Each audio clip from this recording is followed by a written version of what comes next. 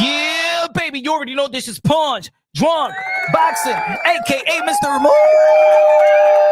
Shot himself, a.k.a. El Adobo, a.k.a. El Sazón, a.k.a. El Borracho, a.k.a. Café Bustelo, a.k.a. El Pastor de Boxeo. Ladies and gentlemen, good morning, good afternoon, good evening, wherever you are this side of heaven. God bless you all. Yeah, more boxing, fight week, Las Vegas, Nevada, T-Mobile Arena.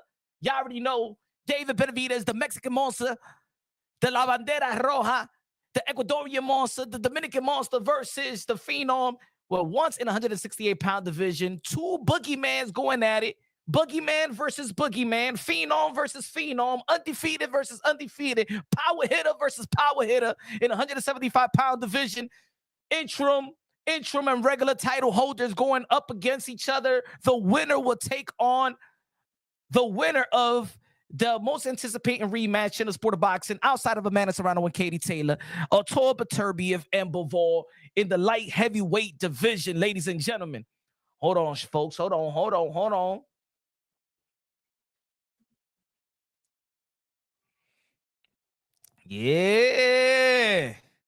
Yeah, boxing is lit, ladies and gentlemen. Boxing is lit.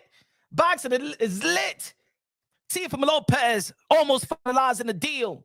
Almost finalizing the 3-fight deal that's going to but he's going to be going up against the 140-pound champion, IBF champion, New York City, Brooklyn, New York, Richardson Hitchins, the IBF champion of the world, Brooklyn versus Brooklyn, T.O. versus Hitchins, unification bout, undefeated Hitchins versus the two-time lineal champion and Teofimo Lopez, the captain of the generation, the commander-in-chief, the guy who started it all. And then if he gets through him, if he beats him, then he fights the winner of Jaron Ennis, in which I got Jaron Ennis beating Stanionis. Jaron Ennis, the Phenom in the welterweight division, undefeated, power hitter, showmanship. Then it will be Teofimo Lopez versus Jaron Ennis.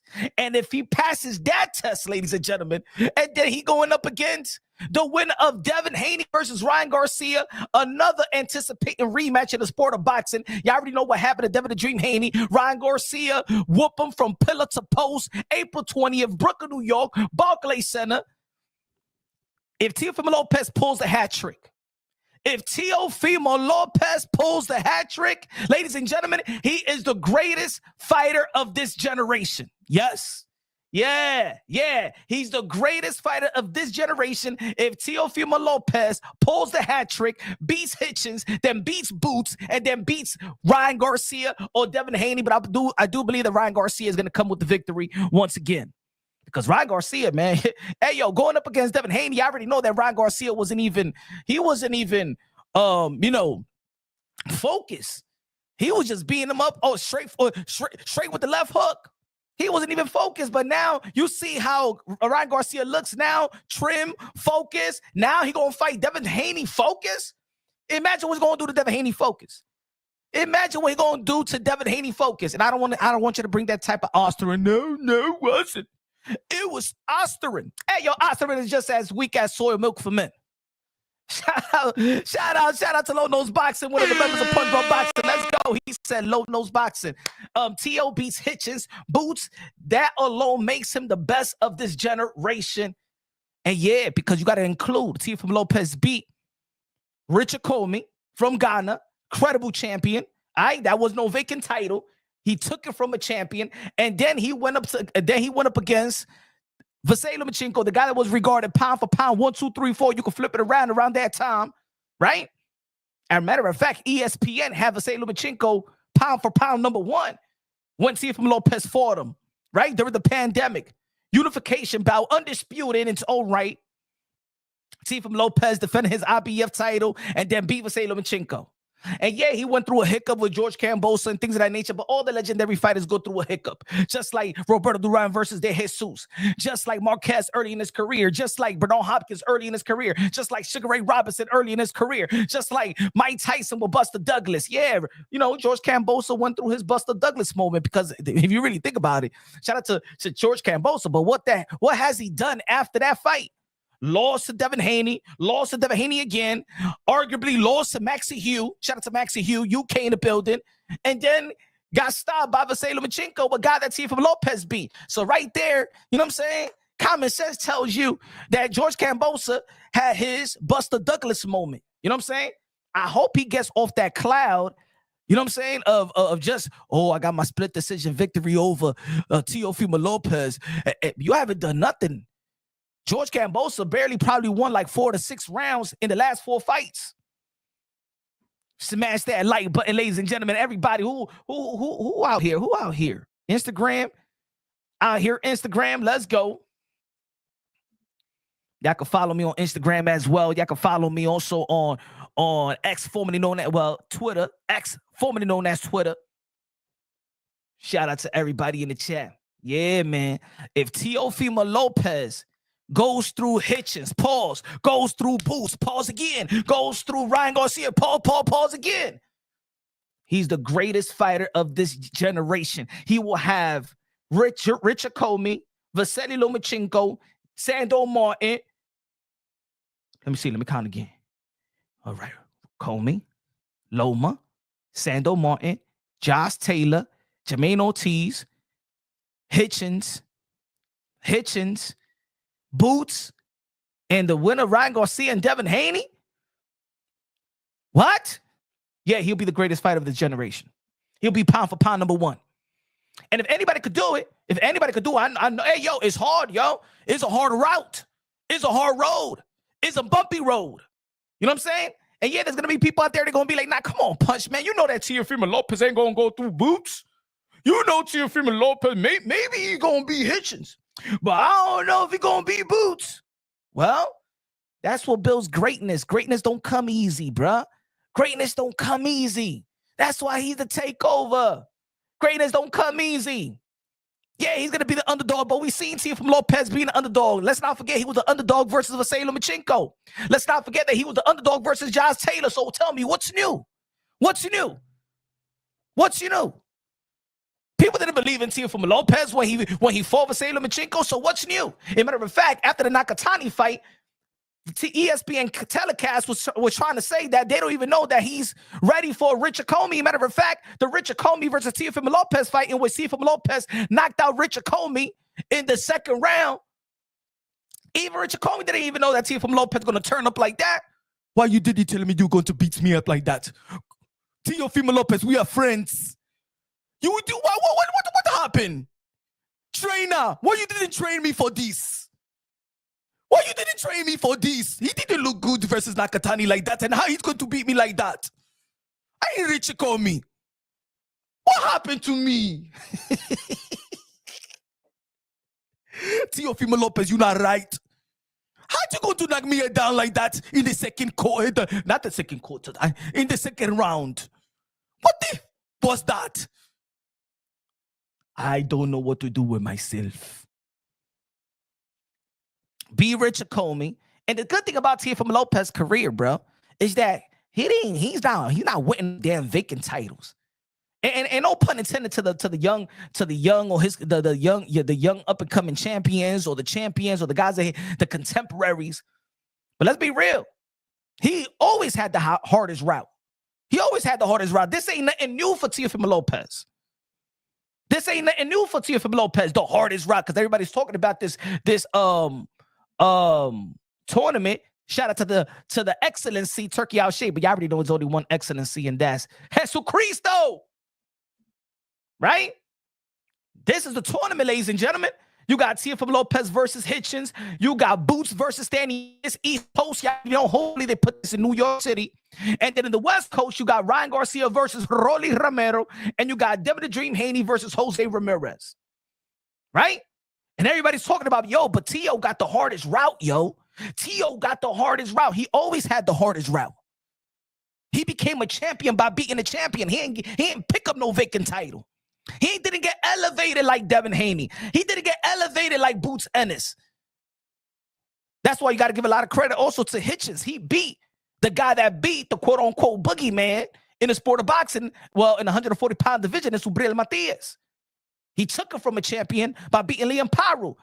And that's what makes this fight even more interesting, even more lucrative. Who said it's going to be easy? But greatness ain't supposed to be easy. That's the beauty of it. Greatness ain't supposed to be easy, baby. Greatness ain't supposed to be easy. In the sport of boxing, you get the mass credit, not only when you match your expectations, but when you exceed your expectations. Smash that like button, baby.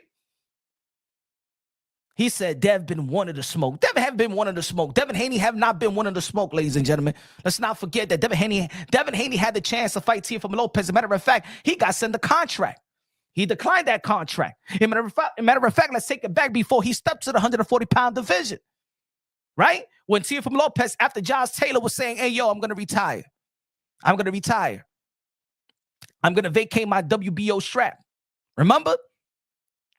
And then Devin Haney requested a WBO to fight for the vacant title just in case if Teofimo Lopez vacant his title so he could fight for the vacant title versus Arnold Barboza.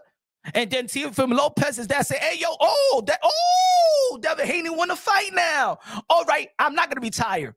I'm going to retain my title. All right, Devin Haney, let's go. And he called Devin Haney, remember? He was talking to the representative of the Sphere, right? The Sphere, the new arena in Las Vegas, right? And then Devin Haney went straight to get the fight with Regis Prograis. Stop playing around. You know that Devin Haney never won no part of Teofimo Lopez, especially how Ryan Garcia dealt with him. E-Man in the building, con los 5 pesos. A comprar pizza con Coca-Cola. Tio is the Messi of boxing. He is going for the hat trick, and he will accomplish.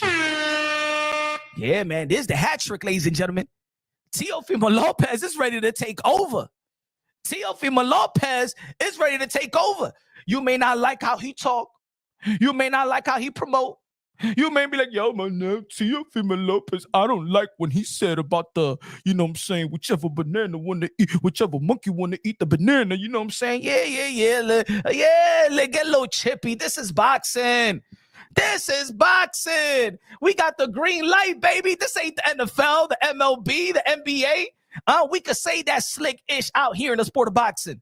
Come on, man. Let's not forget that this is the sport of boxing. This is the sport of boxing when Mike Tyson said to the female, I said, I don't do interview with you unless I fornicate with you. So I guess you shouldn't talk. Huh? This is the same sport in where Ricardo Mayorga smacked the booty of Shane Mosley's wife. Y'all remember that? Huh? This is the same sport where Bernard Hopkins took the Puerto Rican flag and slammed that Puerto Rican flag and ran out after all the Puerto Ricans was chasing Bernard Hopkins. Huh? This is the same sport in which Mike Tyson also said to the journalist, who you mean you gonna put me in a straight jacket? I'll ask you, do you love me? You remember? Hey, yo, let me tell you like this, folks. This is the sport when we enable everything. Yeah. It's unfortunate, but this is the sport. We don't look at fighters like pure humans. It is what it is. This is the same sport that we seen Gervonta Tank Davis manhandle his baby mama and went viral. And he went to Atlanta, had a fight, and it sold out, and all the mommies was out there. Right? This is the same sport in which Mike Tyson got convicted for violating the lady Desiree Washington, remember? And we was mad at Desiree Washington. We didn't care about the damn bitch. Remember? Remember? That's how much we are in the sport of boxing. We just as barbaric as the action that happens in the ring. When Mike Tyson came out of jail, we were like, yeah, let's go, Mike. Woo! Man, we haven't talked about Desiree Washington since that day. As a matter of fact, we gave Mike Tyson the benefit of the doubt. We was like, how this girl gonna go to the hotel room at 4 o'clock in the morning? What you think was gonna happen? Why are you going to the hotel room with Mike Tyson at 4 o'clock in the morning? What you thought you were going to be watching? Some jewelry infomercials? Huh? You're going to be watching General Hospital? You're going to be watching reruns or what? In the sport of boxing, everything goes. This ain't the MLB. This ain't basketball, bro. So when Teofimo Lopez said what he said, they got people riled up like, oh, how dare Teofimo Lopez say that? He racist. Man, he was trying to entice a fight. He was just trying to entice a fight just like every other trash talker in the sport of boxing, bro. He said, bro, he hitting below the belt. Man, who cares, man? This is the sport of boxing, baby. Hey, yo, he said he hit it below the belt. This is the sport of boxing, man. This ain't MLB. You don't get fined for the crazy stuff that you say in boxing. He said, hey, yo, who you want to fight, Tank or Bud Crawford? He said, whichever monkey want to eat the banana. Yo, that ain't funny, yo. Yo, that's racist, yo. All right, man, if it is, man, so tell one of these dudes to smack the racial slur out his mouth then. This is a sport of boxing. I want to see a fight. I want to see a fight. Yeah. This is where you could, if you have a problem with somebody, you could beat them up and get paid millions. If you disrespect me, all right, man, I'm gonna whoop you. I'm not gonna do it right now. I'm gonna whoop you. Let's sign a contract and I'm gonna get millions and stuff like that. And I'm gonna whoop you for free. Well, not for free. I'm gonna get paid. You're gonna get paid too.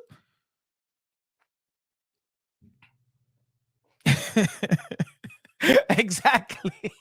It's like boss said facts. Like you wouldn't go to the strip club to start a prayers group. Gonna be passing out flyers. Mira, hey, mommy, hey, get down from there from that pole, okay? Jesus Christ, love you. Ven acá. Let's talk to you. All right? Por dame date una ofrenda primero, una ofrenda.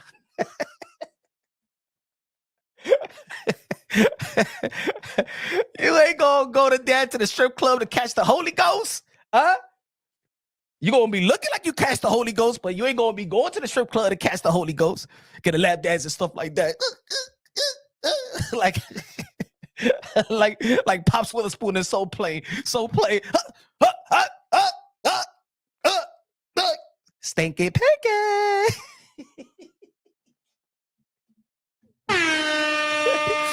Randy con la bandera de República Dominicana. Randy, look at la música de Randy, la música de Randy. Look at la música de Randy.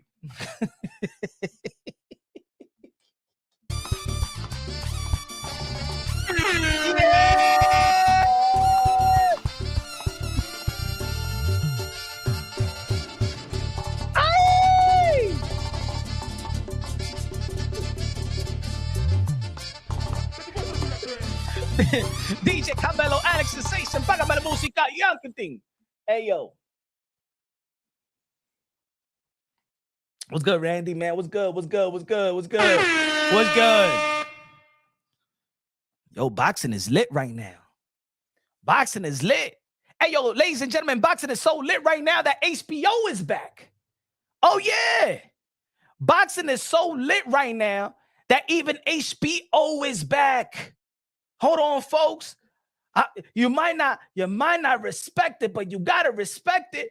Boxing is so lit right now, even HBO is back. Paul versus Paul. Logan Paul versus Jake Paul. March 27, Max, HBO. Even HBO is back. Hey, yo, you gotta give credit to Jake Paul. I don't give a damn what y'all think. I don't give a damn what y'all say. You got to respect Jake Paul. Matter of fact, he's been a plus in the sport of boxing. Shout out to Jake Paul. Shout out to Most Valuable Promotions. Shout out to Nikisa. Shout out to Amanda Serrano, the 7th Division World Champion, the Queen of Boxing. Shout out to the team, bro. They bring him HBO back. HBO haven't been in the sport of boxing since what? Almost 10 years? Right? Almost 10 years. A decade. Boxing was never even invested in Netflix wasn't even invested in boxing, and Jake Paul has brought Netflix into the table. Now, you got to give a lot of credit to Jake Paul. He's pulling all the right moves and stuff like that. He's becoming a trailblazer. He's letting you know that we don't even got to be pigeonholed to one network. Now, we work with DAZN, we work with Showtime, we work with ESPN, we work with Triller, we work with HBO, we work with Netflix. You got to give them a lot of credit. See, the thing is with this, if you don't like this, put it this way, if you don't like it, now, if you're one of those boxing personnel that be like, oh, come on, man. Come on, I don't like this Jake Paul stuff, man. This is some clown shit. All right, then those boxers that's on the undercard, then steal the show. Just like Amanda Serrano and Katie Taylor did. Then steal the show, right? Steal the show. Don't get mad. Shout out to everybody on IG Live. We on IG Live too. We on X, formerly known as Twitter too. We on YouTube. Let's go. Smash that like. They won't fight. It's most likely a publicity stunt. Man, so what? They better get an old crew back. Jim Lampley, Max Kellerman, Roy Jones Jr. Hey, man, they need some new blood, Mars, too, man. Hire Punch Run Boxing. That's what they need to do. Hire Punch Run. Hey, yo, Mars, think about this. Think about it. Me, Paulie Malignaggi, Showbiz the Adult, and Roy Jones Jr. Wouldn't that be lit? Hey, yo, wouldn't that be lit? They got to hire your boy, bro. I got to be a part of the show, man.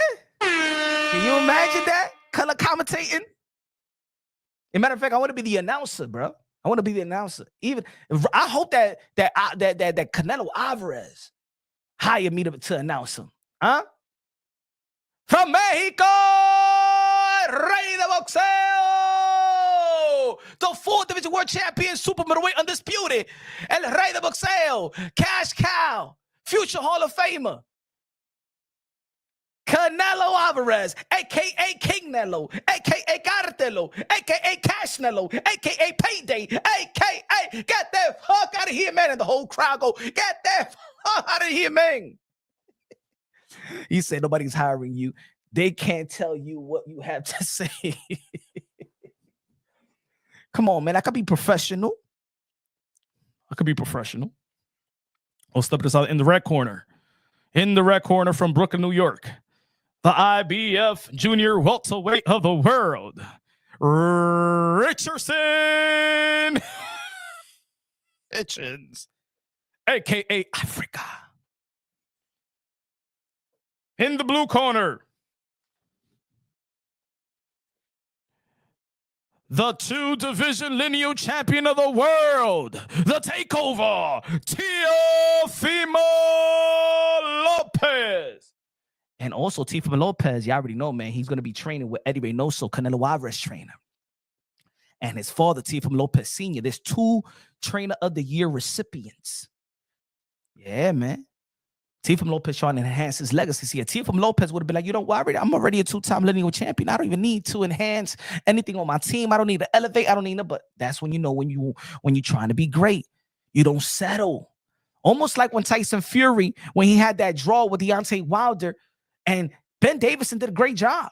He said, no, that ain't good enough. That ain't good enough. A lot of people felt like Tyson Fury won that fight. He fought very, very well. He boxed very, very well. It wasn't good enough. You know what? We need Sugar Hill. He got Sugar Hill. You know what I'm saying? So you got to give a lot of credit for Teofimo Lopez. Look, Teofimo Lopez don't need to ask for this. Think about this. If Teofimo Lopez really wanted the easy way out, if Teofimo Lopez really wanted it to be easy for him, he would have taken the Subriel Matias deal. And there's people out there, yo, porque tú no peleaste Subriel Matias? The Puerto Ricans are telling you, mira, nene, porque tú no vas a pelear Subriel. Mira, Teofimo López, tú estabas diciendo lo que tú dijiste a los puertorriqueños porque tú no quieres pelear con Subriel Matias ahora. Ya la mano de está bien. Dale un chance ahora. No, my friends. Subriel Matias wasn't ready last year. Subriel Matias was thinking about business just like Teofimo Lopez is thinking about business as well. But his business is doing well. He met up with Turkey Outshake. He got a 3-fight deal on the table. And it's not a 3-fight deal to really make Teofimo Lopez look good, because in the end of the day, you know and I know that Teofimo Lopez is going to be the underdog, especially versus Jaron Ennis if he is victorious versus Stanionis. This ain't light work for Teo. But the good thing about Teofimo Lopez in his career is that Teofimo Lopez's career never walked on eggshells. Y'all know it. He didn't fight no 20-plus fights, a bunch of nobodies, just to elevate his resume and then get on TV. And then, he became champion in the 15th fight. And he could have fought Vasily Lomachenko even earlier than when he fought him, but the pandemic hit. It was supposed to be on May 31st, Madison Square Garden. Y'all remember? It was supposed to be a pay-per-view fight. That was supposed to be the unification bout. It was supposed to be May 31st, or it was May 31st, Vasily Lomachenko, Madison Square Garden. Could achieve that by the age of 22.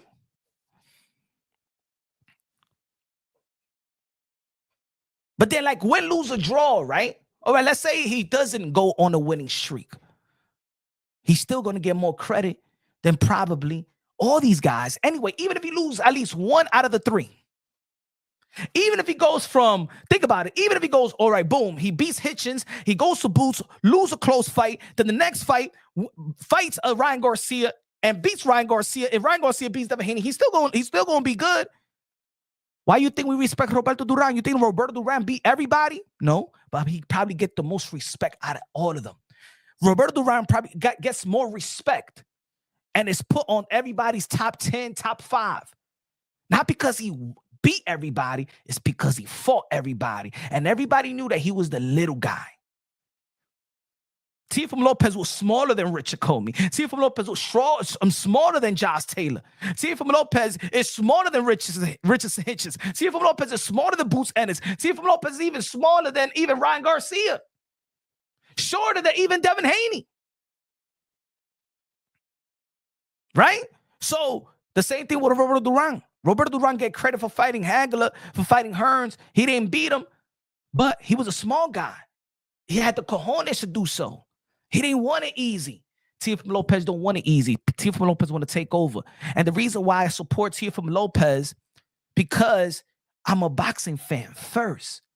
And I'm all about the guys that's trying to preserve the sport of boxing, to preserve the modern-day warriors, modern-day gladiators, the one that put their life on the line for pure entertainment at the highest level. He wants to be great.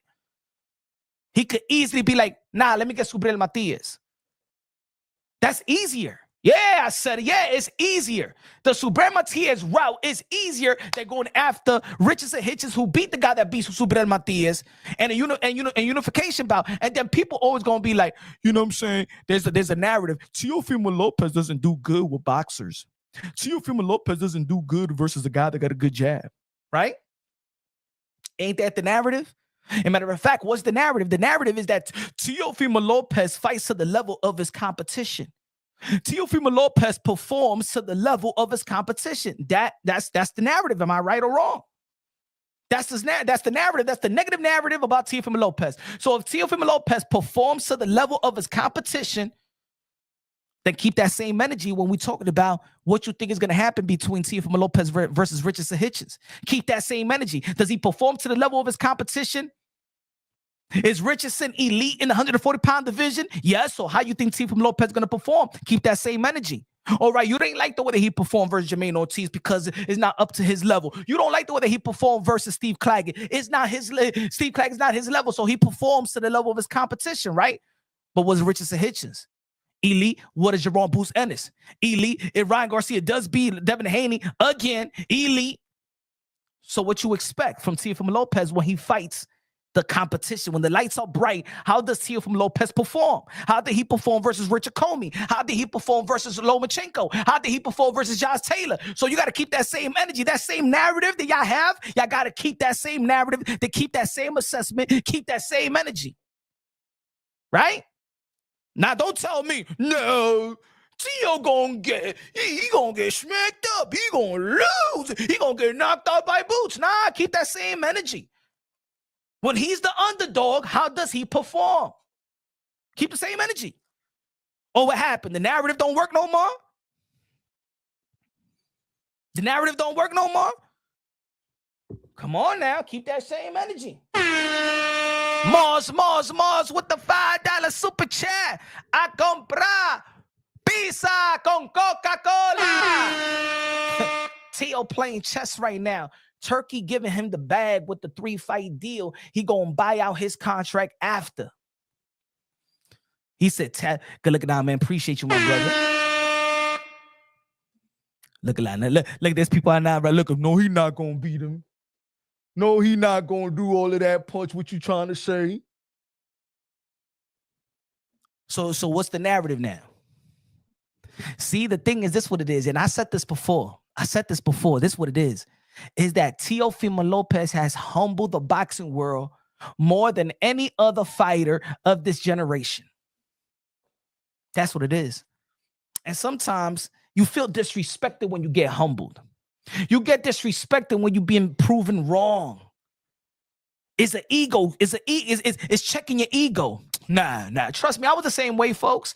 I used to be, hey yo, when I used to watch the NBA, I used to be like, hey yo, Allen Iverson is better than Kobe Bryant. I used to be like that, and I don't give a damn how much Kobe Bryant was doing in this game and dropping 39. Nah. Iverson is better than Kobe. Iverson is better than Kobe. Iverson is better than Kobe. Iverson. Damn, Kobe is better than Iverson. It gets to the point you're gonna be humbled. I don't care about them dudes, bro. Don't bring them dudes into the channel, man. They ain't nobody in Punch Drunk Boxing, Low Nose Boxing. Good looking out, but I ain't even gonna read that. Who cares about that dude? Who is that guy? Who is that guy? Come on, man. You giving importance to people on Punch Drunk Boxing and don't give a damn. Come on, man. Who cares? Hey, yo, Low Nose Boxing, go over there. You tell him that Punch Drunk Boxing said that Teofimo Lopez beating Boots is gonna be the greatest. How about that? Good looking out with a $2 super chat, my brother, but I don't like that shit. All right, don't bring them dudes over here, bro. And people gonna be like, oh my God, let's see what he said. Let's go to that channel. Who cares? Right, Sanchez? Who gives a F? This guy said, who gives a damn what he said, bro? Who the hell is he?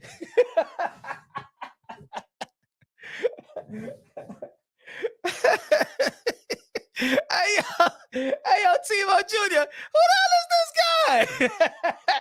Hey, yo, Punch, this man said this.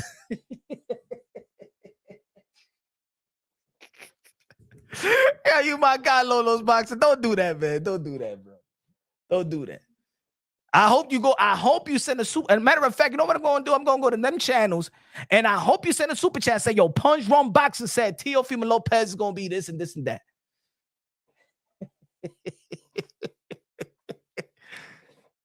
So what, man? Who is he compared to? Come on, man. Like, I don't care, man. No hate, no nothing. But I know y'all don't do that and go to other channels to be speaking on my name. Y'all don't do that. Like, oh my God, he's the voice. I have to listen.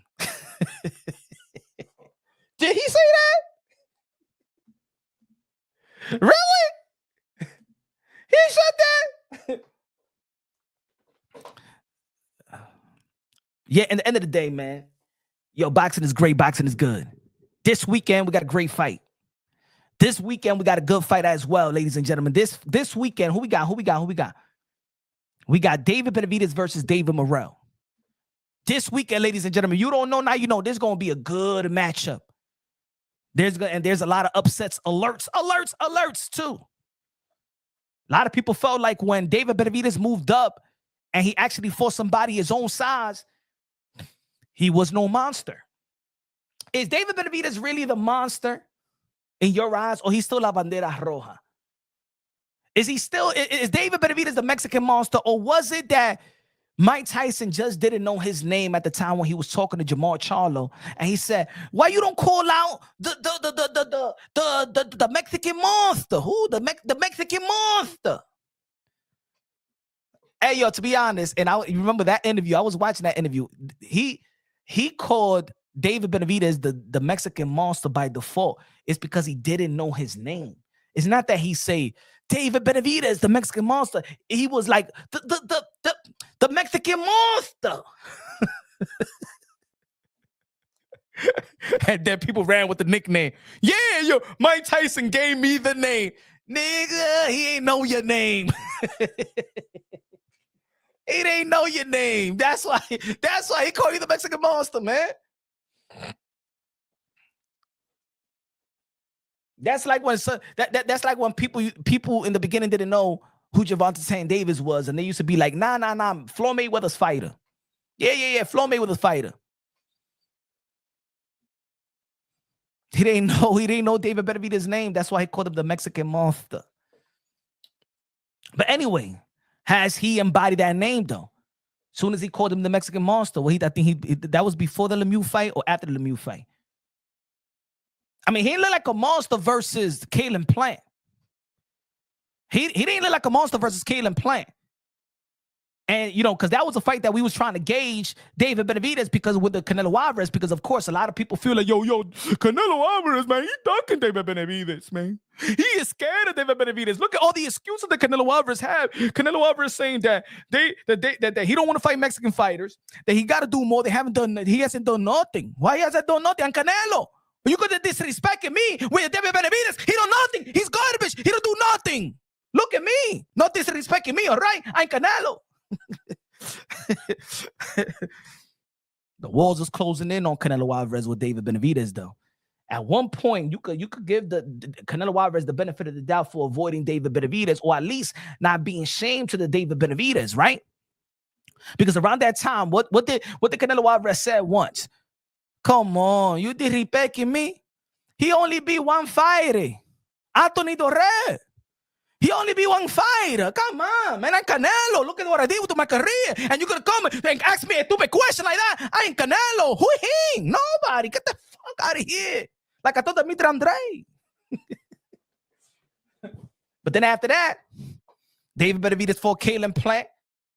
Beat up Caleb Plant. Then after that, he fought Demetrius Andre. Somebody that a lot of people felt that Canelo Alvarez in the 160-pound division was always that avoided that undisputed 160-pound fight. But then you couldn't really get mad at Canelo because then Canelo Alvarez moved to the 175-pound division and beat Sergey Kovalev. So it was like, damn, man, I want to see the undisputed, but he gonna fight Kovalev. So you couldn't be mad. You couldn't be mad because he traded a legacy fight for a legacy fight. You couldn't be that mad. But David Benavidez beat and stopped Demetrius Andre, undefeated, barely lost a round. In the last, for real, in the last like eight years, man, you could count how many times Demetrius Andre lost a round. But he stopped Demetrius Andre. And then he went to the 175-pound division and beat Alexandre. So now you can't, now the war's closing in. Now Canelo Alvarez just can't say, who did he fight? Who did he fool? What did he do? He didn't do nothing. And Canelo Alvarez actually thought that the Demetrius Andre versus David Benavidez was a 50-50 fight. So all this, he's a terrible fighter. Nah. That's not what Canelo Alvarez really think of him. And they also offer Canelo Alvarez, in which David Benavidez said in the interview with Andre Ward, $70 million.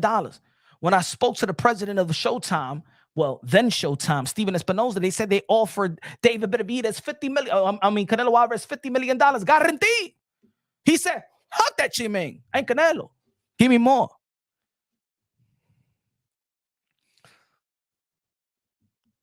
Now we got Turkey Al-Sheikh. Just like I've been saying for the days, Turkey Al-Sheikh wants to put up David Benavidez versus Terrence Bud Crawford. David Benavidez want to put David Benavidez wants Terrence Bud Crawford versus Canelo Alvarez. And like I've been saying for months, days, and weeks, that's a video game fight. I'm not interested in that fight. I will watch it. I will go live on it. But that's a video game fight. I want David Benavidez versus Canelo Alvarez. And I believe that David Benavidez is going to beat David Morrell this weekend. And I think it's going to be enough time for Canelo Alvarez to be like, you know what? I fight you now. You ready for me, Cinco de Mayo? Are you ready for me, Cinco de Mayo, motherfucker? Are you ready now? Huh? Yeah. And then David Benavidez will rehydrate because they're fighting at 175. He's going to rehydrate to almost 200 pounds. And the Canelo Alvarez right there, now he could play that disadvantage game. Ay, vamos a pelear. Cinco de Mayo, you ready? Are you ready now? David Benavidez is going to be like, then now I got to drop all the way back to the 168 pound and then make weight in two almost 3 month span, get 2 weeks. Well, we want to see fighters like back in the days, right? We want to see fighters like back in the days, right? Hey, Canelo Alvarez, when he fought Yeardrum, and then right after that, what was the Yeardrum fight? That was January, February that he fought Billy Joe Saunders in May. He did it. Julio Cesar Chavez did it, I believe, in 93 and 94 when he fought 6 times in the span of 12 months. So if David Benavidez want to get right back in the ring after David Morrell and go to the 168, if Canelo Alvarez says, let's do it, Teo versus Bud was a guarantee. No, it's not. No. As a matter of fact, the Teofimo Lopez versus Bud Crawford is more legit than the Bud Crawford versus Canelo Alvarez. Because at least when Teofimo Lopez was calling out Bud Crawford, he became the lineal in the 140-pound division, beating Josh Taylor. And when he was calling out Bud Crawford was still in 147 after beating, because remember, he called out the winner of Terrence Bud Crawford and Earl Spence way before they even fought. So the lineal versus the lineal at 140 could have fought the lineal at 147. And we all know that Terrence Bud Crawford ain't looked good versus Madrimov. I don't give a damn what pundits be saying. I don't give a damn. Yeah, they lying. Madrimov is actually got better skills than Canelo. Yeah, right. Madrimov don't got the skills of Canelo. You're just trying to save this massive mismatch and this illusion perception that Terrence Crawford versus Canelo Alvarez is a good fight. No, it's not. It's a fantasy fight. It's a video game fight. Okay, Madrimov probably was victorious that night, to the point where even Turkey Al-Ashiki said, "Bud Crawford, let's rethink this, my friend. Bud Crawford, what are you thinking about Ferjo Ortiz, my friend?" Nah, we're looking at no Canelo, Bud. No Canelo, Bud. You just want money. You're taking advantage of me, that is Bud Crawford. Are you taking advantage of the Turk?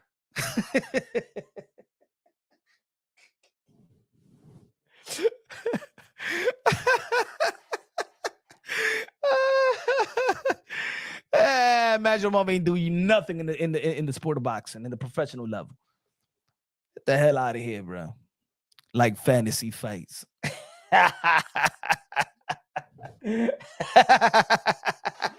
Madrimov ain't doing jack-ish in the sport of boxing. If anybody that's 10-0, if any fighter is 10-0, never fought a world champion, never was an elite. Nobody was talking about Madrimov in the 154-pound division. Ain't nobody was saying, yo, I got to see Madrimov and Tim Tszyu. Everybody was on Tim Tszyu's neck. I want to see Madrimov and Jamel Charlo. I want to see Madrimov versus Earl Spence moving up. I want to see Madrimov versus they ain't even say Madrimov versus Erickson Lubin. Now, y'all picking and choosing. I'm being real.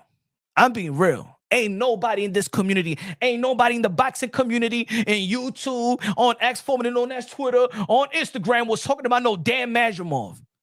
Madrimov ain't do jack-ish in the pros. And the only reason people saying, well, Madrimov, he's all right, because they're trying to save that mismatch of Bud and Canelo. Nah. That's overshadowing the fight that the fans truly want to see, and the fight that the boxing world actually needs, and the legacy of Canelo needs to be enhanced, and the legacy of David Benavidez needs to be enhanced. The number one and the primary fight in the sport of boxing is Canelo Alvarez versus David Benavidez. It ain't no Terrence Bud Crawford and Canelo. That is a video game fight. Go play video games. Everybody was begging for, yo, man, when is the boxing video game going to come out, man? It's been years, man. It's been years. All right, play. That's what it is. That's what it is, bro. The reason why now people are saying Bud and Canelo is because you finally got the undisputed game and you're playing Bud versus Canelo and you whooping Canelo with Bud and you're like, I think Bud could beat Canelo. Because I beat him in the video game. I could do this. I could jab it, hit him in the body. Nobody really goes to Canelo in the body. Look, I beat him in the body. Look, I beat him in the body. Yeah, I believe so. Yo, Turkey. Yo, put Bud versus Canelo. That's what it is. Y'all playing the undisputed video game, and y'all putting Bud versus Canelo, and y'all playing Bud, beating Canelo, and now y'all think that Bud can actually beat Canelo Alvarez because in the video game, you beat Canelo.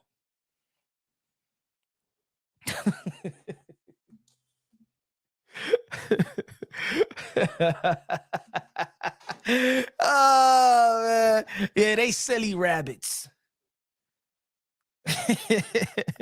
Come on, man. This was like I said before, this was Bud Crawford before all this talk about the bag with Canelo Alvarez. This was Bud Crawford when they asked him about Canelo Alvarez a couple of years ago. You know, Canelo's a tremendous talent. Now, I don't never think me and Canelo will fight. I don't never think me and Canelo will fight. He's what, 168, 175. You know, I'm just 147. So I'll never see that fight ever really happen. I'll never see that fight ever really happen. I'll never see that fight ever really happen. Mm-hmm. This is what Canelo Alvarez is going to do. This is what Canelo Alvarez is going to do to Terrence Bud Crawford. He step inside the ring. Yeah. Oh. He gonna whoop that trick.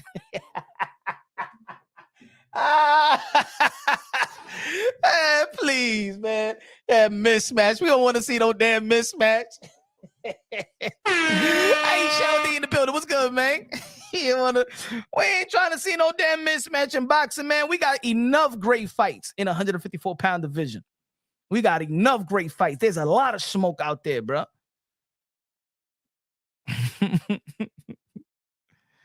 There's a lot of smoke.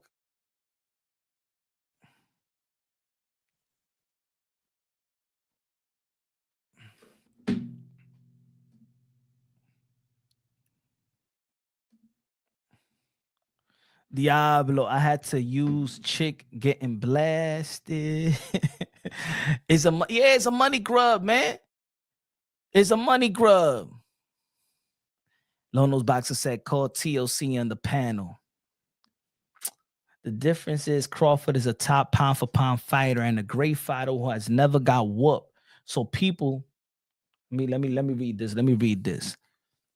The difference is that Crawford is a top pound for pound fighter and a great fighter who has never got whooped. So people think he might have a chance. Nobody on earth bought punch, and Tio think Tio has a chance. Yeah, nobody thought that he had a chance versus Loma. Nobody thought he had a chance versus Josh Taylor. But people was putting Josh Taylor up against Bud Crawford. Y'all just want to hate on Tio. UK hitter. That's hating on Tio because when Josh Taylor beat Jose Ramirez, Bud Crawford and Josh Taylor was a potential fight. They was talking about what's going to be Bud's next fight, and they were saying maybe Earl Spence, maybe Keith Thurman, or maybe Josh Taylor moving up.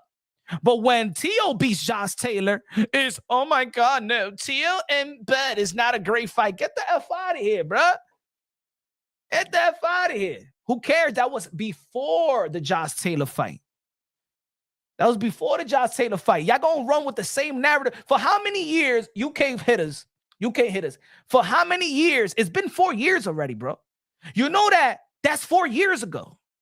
The same narrative they are saying, but he lost the combustions, but he lost the combustions, but he lost the combustions, but he lost the combustions, but he lost the combustions, but he lost the combustions. Imagine if I said that shit with Manny Pacquiao. Huh? But he lost to Torres Campo. But he lost to Torres Campo. But he lost to Torres Campo. What do you think about Manny Pacquiao versus Floyd Mayweather? He lost to Torres Campo. What do you think about Manny Pacquiao versus Bradley? But he lost to Torres Campo. What do you think about Manny Pacquiao versus Marquez? He lost to Torres Campo. What do you think about Manny Pacquiao versus Morales? But Torres Campo. He lost to Torres Campo. He lost to Torres Campo. Yo, you've been talking. Yo, y'all dudes are stuck on 4 years ago. He's won 5 straight. Y'all act, oh my God, he hasn't been the same. No, Kambosos hasn't been the same. The reality is Kambosos hasn't been the same. You guys are stuck on the narrative because y'all don't want to move on. Y'all stuck on the narrative. Hey, yo, move on. You still stuck on the girl that you asked for the prom that never wanted to go out with you. And you're like 40-something years old, still saying like, oh my God, if I would have gone out with her in a prom. Right? These dudes are so stuck on a 4-year-old narrative.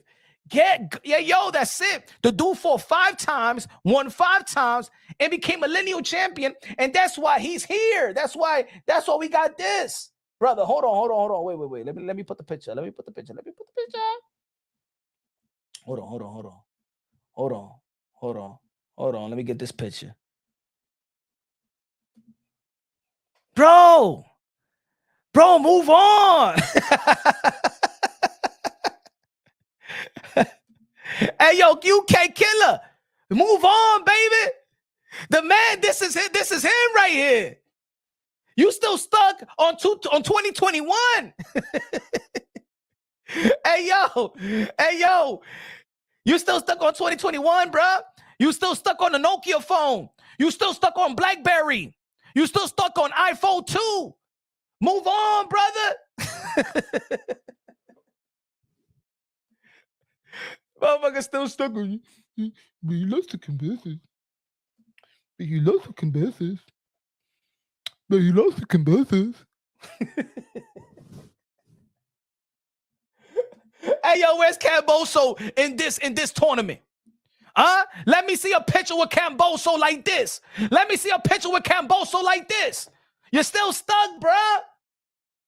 You're still stuck, baby. Move on, UK. Move on. Move on. He did. I rewatched Teal, so and can't count on him. No, hey, yo, when he was before. Hey, yo, put it this way. Yo, Sammy, here's the narrative. I'm debunking all this narrative because y'all still stuck on old dumb narrative. Because Teofimo Lopez already debunked those narratives with performances. Think about it. How was his performance versus Nakatani? How did people feel how he performed versus Nakatani? ESPN, Timothy Bradley, Andre Ward didn't even feel like he was all that ready for Richard Comey. Go look at the telecast. Look at the telecast after the Nakatani fight. Tell me what Timothy Bradley said in the telecast, in the ESPN telecast. So Teofimo Lopez been inconsistent. This is nothing new. He still beat Richard Comey, Vasily Lomachenko, Josh Taylor. He's a two-time lineal champion. Yes, being inconsistent. This has been him since day one. This is what it is. Teofimo Lopez is making y'all lose a lot of money.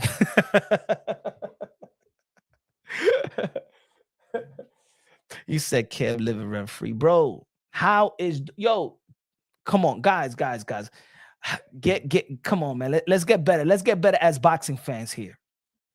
If Cam living rent free, though, hold on. If Cam living rent free, how you earn this? How you earn this? Can anybody tell me what Cam has earned after? You guys, as a matter of fact, I'm going to tell you like this. You guys are giving George Camboso a pass. What has he done after this? You're glorifying a one-hit wonder. You're shaming. What has anybody in the chat tell me, what has Camboso done after that? Tell me any fight that he won significantly.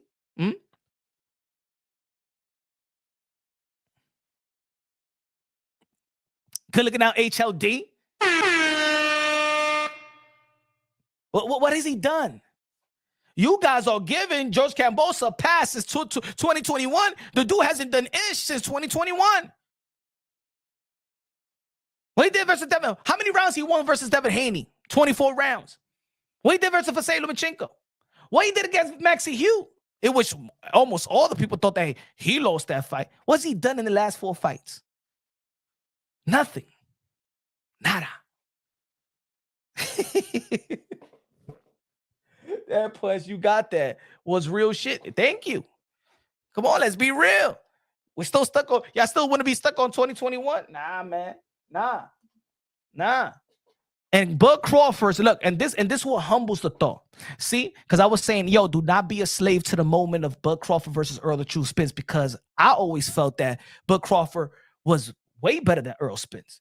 I always knew that if Bud Crawford fights Earl Spence, that Bud Crawford was going to beat Earl Spence. As a matter of fact, I said it, that my prediction to that fight was that Bud Crawford is going to hurt Earl Spence worse than a car crash. And Earl Spence has not been back in the ring ever since. Because I always said, if y'all been following the channel since day one, everybody knows I'm a huge Keith Thurman fan. I built my channel talking about Keith One Time Thurman versus Earl the True Spence. I always felt that the main welterweight fight is going to be Keith Thurman and Terrence Bud Crawford. Terrence Bud Crawford team always felt that Keith Thurman was that guy anyway. I didn't think that Errol Spence could even beat Keith Thurman. So I always thought that Keith would beat Spence and Bud will beat Spence. So me watching Bud beat Spence, and maybe that's why I'm not stuck on that victory like y'all. Because after that victory, y'all thought that Bud Crawford could go to the 140 to 168 pound division and actually to campaign and to challenge Canelo Alvarez. But right after that fight, Bud Crawford is looking at one guy. He jumped in the ring and he's looking and yelling at one guy, and that was Jermell Charlo. Where this Bud Crawford and Canelo Alvarez started, they never really acknowledged it. It got to the point where people was asking stupid questions, and those stupid questions became too many stupid questions. And then people started thinking, and then people started imagining, and people saying, oh my God, Bud versus Canelo. Man, we don't know if Bud could beat Jermell Charlo, bro. Looking at that Jamal fight, that's a 50-50 fight in itself. And it's only a 50-50 fight because Jermell Charlo's been inactive. That was the fight we was talking about. We wasn't talking about no damn Bud Crawford moving up to 168.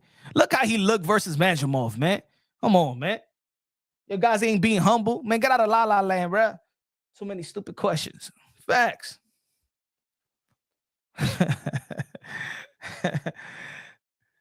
Man, his resume ain't no top tier first ballot. He's a Hall of Famer, but ain't that top tier like a Floyd Mayweather, Oscar De La Hoya, Roberto Duran. Ain't none of that resume. Ray Leonard ain't that type of Muhammad Ali. Ain't that type of resume now. It ain't that type of resume. The best victory of Bud Crawford's career was Errol Spence, and before that, Gamboa. Tio got better victories, got better highlight victories than Bud Crawford. Beating Lomachenko and then beating Josh Taylor. Two for the undisputed. If Josh Taylor never would have vacated his belt, everybody would be recognizing him as the first two-division undisputed world champion. Just like Derrick James told Bud Crawford in the press conference, I'll be the first to deny. Tio did that. That's why probably Bud don't like Tio. At the age of 25, should have been recognized if it wasn't for the politics of the sport of boxing. But anyway, Teofimo Lopez got the hardest route. He got the harder route than even the Bud Crawford. He got the harder route than Naoya Inoue. Now with the Usyk, because Usyk is in the heavyweight division. If you look at what Usyk did in the cruiserweight division, and then going to the heavyweight division, now that's the hardest route right now. And that's why Alexander Usyk is pound for pound number one. Right? But if Teofimo Lopez, by the age of 28, because he's 27 right now, so that fighting the winner of Devin Haney and Ryan Garcia will be February 2026. Matter of fact, he still be 27. No, 28. I'm sorry. He'll be 28, right? Like I said in the beginning, you tell me that he's gonna have Richard Comey, Lomachenko, Josh Taylor, Sando Martin, Jermaine Ortiz, Richardson Hitchins, Boots Ennis, and Ryan Garcia. Come on, man. He's the greatest of this generation. And it's gonna take a lot for anybody to do something of this generation to even top that.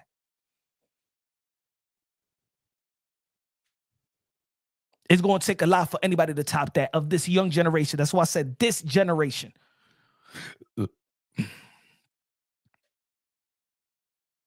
Shout out to David Benavidez as well, because even though that David Benavidez doesn't got a title right now, but, you know, this run of David Benavidez fighting Caleb Plant, Demetrius Andrade, Alexandre, and then fighting David Morrell Jr., yo, that's a good run right there. I'm loving what Tio is about to do and what he already have accomplished.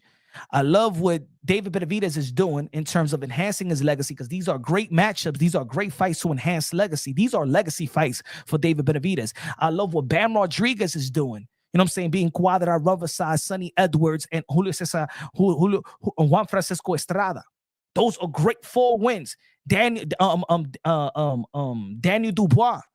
If Daniel Dubois would have got that body shot in and the referee would have never said it was a low blow, he would have got Usyk, Hrgovic, Jaron Miller, and was it Jaron Miller? Did he beat Jaron Miller? Was it a Jaron Miller fight? And Anthony Joshua. And Danny Dubois is the same age as Teofimo Lopez. These guys are doing their thing. David Benavidez is 28 years old. Teofimo Lopez is 27. Danny Dubois is 27. And I believe that Bam Rodriguez is what? 25 years old, 24, 25 years old. These are the guys that's truly. Shakur Stevenson is a 3-division world champion. But in terms of the late competition, the names, you know what I'm saying? He got Juan Francisco Estrada, but he beat Juan Francisco Estrada when Juan Francisco Estrada did beat Miguel Burchell. You got to remember when they did their work at that particular time. Devin Haney got a good resume, but he beat I think probably his most credible and most controversial win maybe is Lomachenko, right? I think his best performance was Regis Prograis.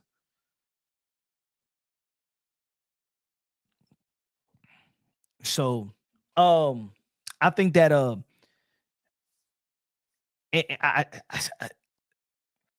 I hope that Gervonta Tank Davis will have the statistical fortitude to want to get in the mix, or his team for him to want to get in the mix. It's gonna be sad, bro. I'm gonna tell you like this, man. It's gonna be sad. But you notice lately that what Turkey Out Shake and the tournament plan that he got, that's it. Like people's like shying away to even want to talk about Gervonta Tank Davis, even though that I'm talking about him right now. It's because he's an extraordinary talent, but he ain't gonna be in the mix. He's no longer in the mix. He's not the bag no more. Turkey Out Shake is the bag. Devin Haney ain't talking about Tank. Tio ain't talking about Tank no more. Ryan Garcia ain't talking about Tank. Tank is going to be that guy. His legacy is going to be, well, put butts in the seats to the point where nobody going to give a damn no more. Because once your career ends, people are going to be talking about legacy. See, you know what when we talking about Teofimo Lopez, we're talking about legacy. When we're talking about Gervonta Tank Davis, you want to talk, it's like an H&R block. We're talking about Ticketmaster's fan base. Like, ain't nothing to talk about. Ain't nothing to brag about. Could anybody brag about Gervonta Tank Davis' account? Ain't nothing to brag about. Ain't no boxing talk.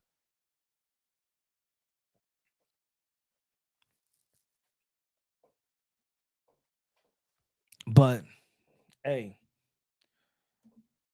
this is gonna be a good run. I mean, and also Keyshawn Davis is gonna be fighting Dennis Baranchyk. That's gonna be a good fight. So in the lightweight division, there's gonna be a lot of I'm gonna tell you like this.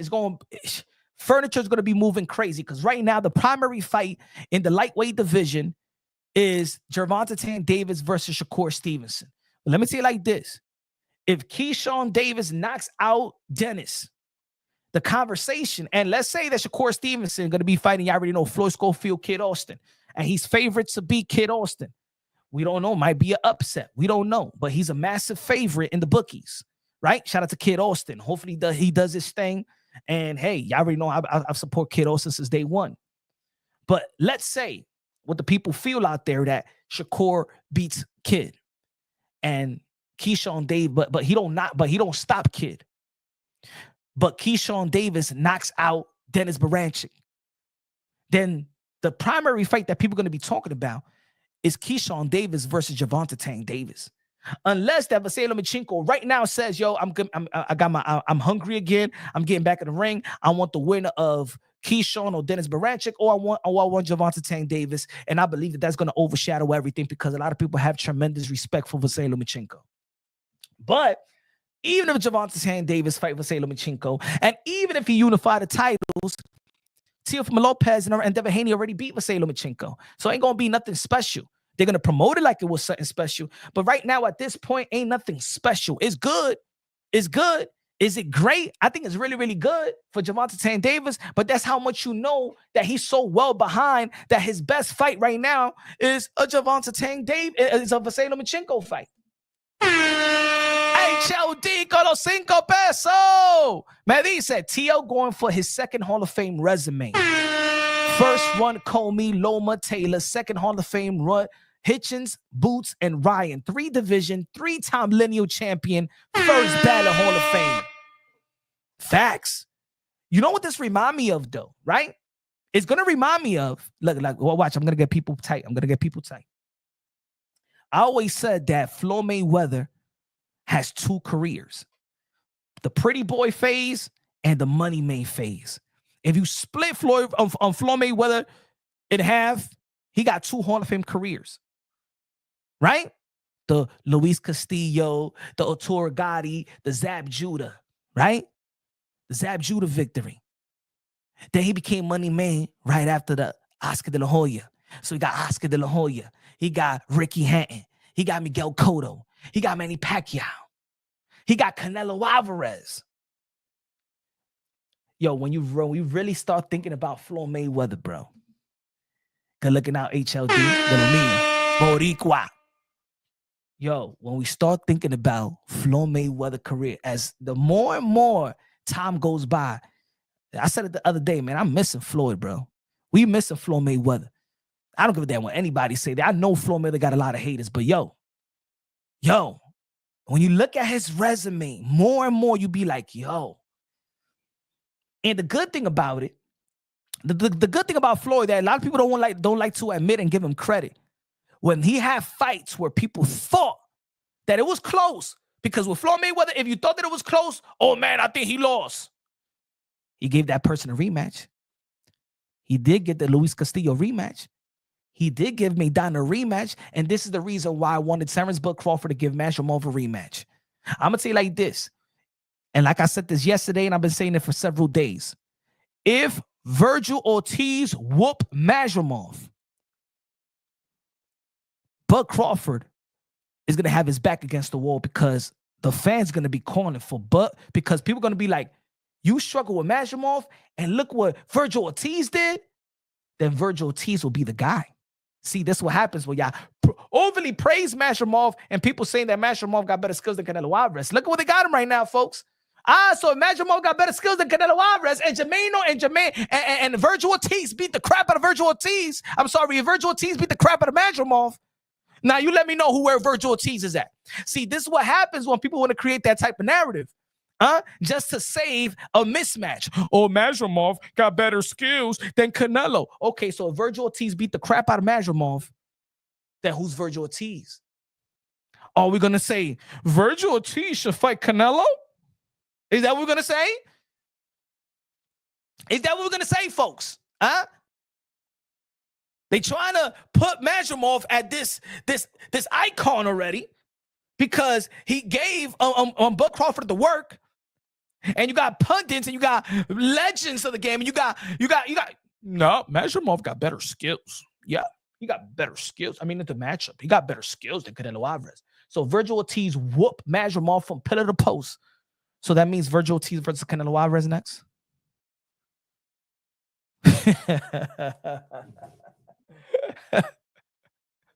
He said the triangle effect don't work in boxing. All right, so let's stop that weak-ass narrative just to save a damn mismatch in Bud Crawford versus Canelo Alvarez. Why we got to disrespect? Why people want to is desperately trying to disrespect Canelo Alvarez?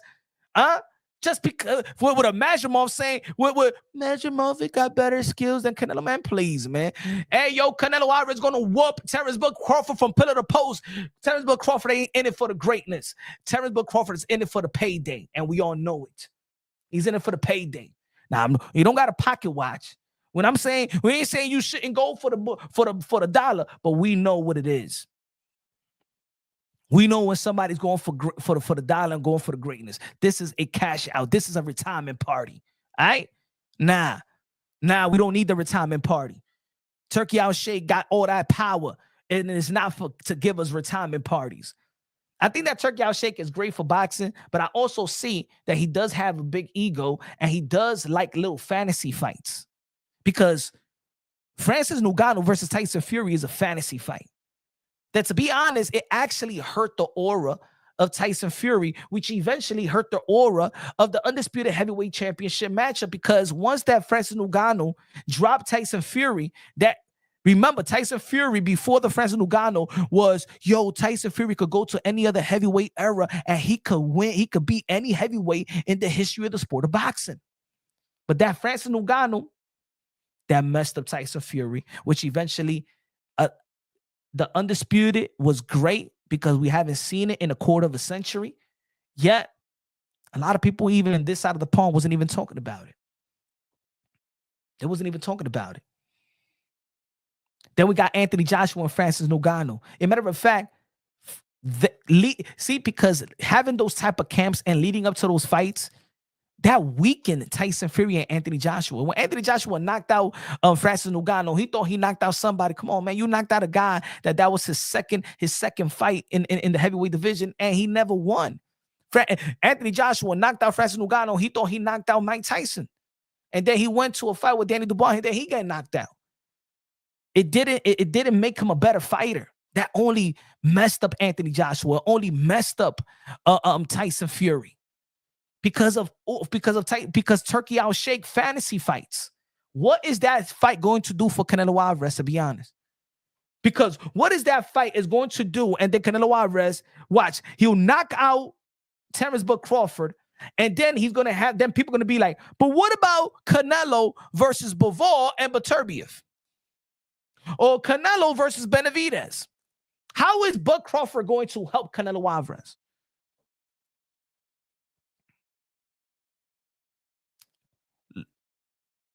Lemexi said, we don't need fantasy fight. We don't, especially we got Turkey outshake. We don't need no damn fantasy fight for what?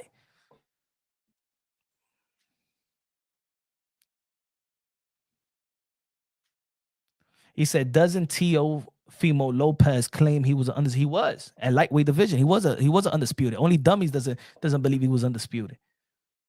Only airheads, only brainless fools doesn't want to think doesn't want to recognize him as undisputed in the lightweight division. He couldn't be recognized because with the Josh Taylor because he dropped his belt.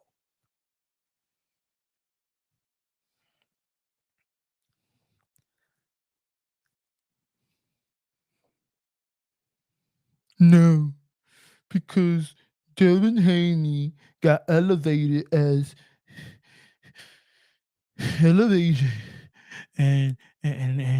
Lomachenko, they gave him the franchise. So no, he's not undisputed.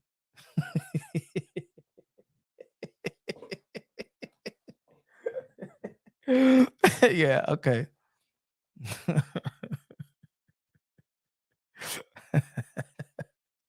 Okay. And that woman that you marry for papers is your wife. Nah, she's my wife. Yeah. Yeah. Imagine ESPN announcing as an undisputed fight and people think their opinion trumps what ESPN was hosting. I know. It went around the world, right? Brian Guzman in the building. What's good, Brian? He said undisputed, Hunnit beat Loma and Taylor while everybody else was avoiding.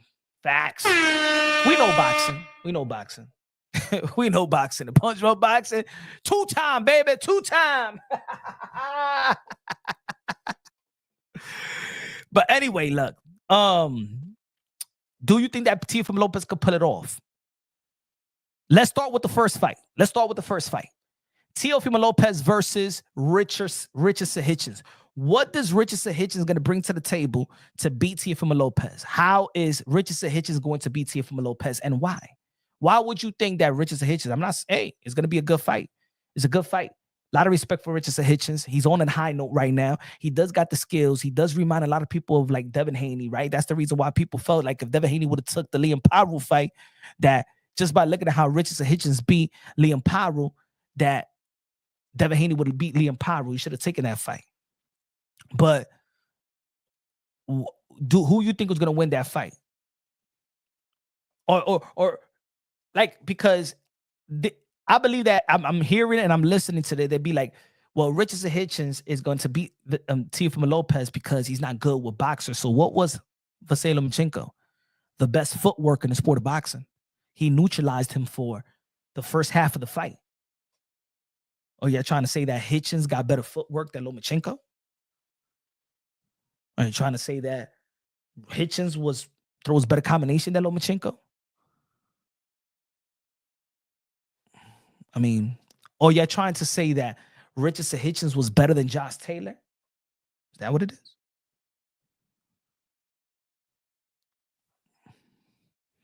I never heard these narratives before. And I'm not saying that Richardson Hitchins couldn't get better, but I never heard Richardson Hitchins could be, to be honest, just before the Liam Paru fight, when he struggled with Lemos, Richardson Hitchins was never in the mix.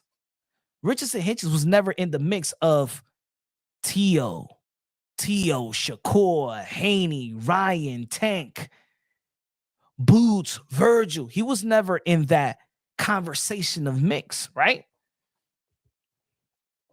Or is it because that y'all feel that Teofimo Lopez, like I said in the beginning, he doesn't perform to the level of his competition? Y'all looking at how Teo versus Jermaine, or Teo versus Sando Martin. So I think that Teo loses to Richardson Hitchins, or y'all don't want to say, well, Teo versus Loma, Teo versus Josh Taylor. So damn, yeah, he gonna win.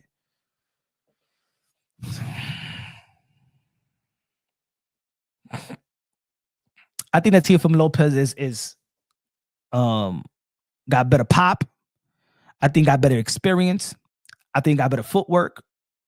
I think that Teofimo Lopez got more natural ability. I think that Teofimo Lopez could box and could fight. If he go to a firefight, he's gonna overcome that, in my opinion. We've seen him with several situations. We've seen it with Lomachenko in the 12th round. We've seen in the championship rounds with George Camboso.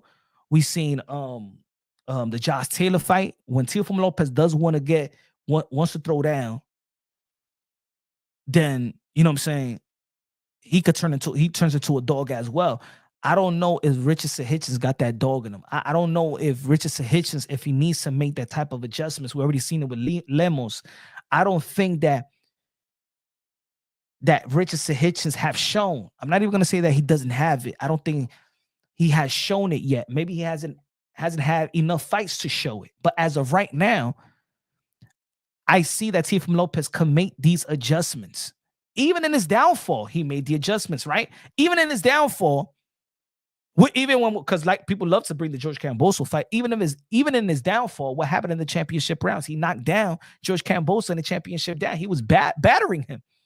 But people don't want to bring that up. They like to forget. They only think about the first round. But anyway, so we've seen the adjustment. We've seen when Vasily Lomachenko did adjust it in the late middle rounds, and then in the championship round, especially in the 12th round, when it was time to, hey yo, I try to box you out, you try to box me out and stuff like that. You know what, man? Now let's see who's mano a mano. Let's go toe to toe. And when Teofimo Lopez go toe to toe, he get the best of Lomachenko, got the best of Josh Taylor.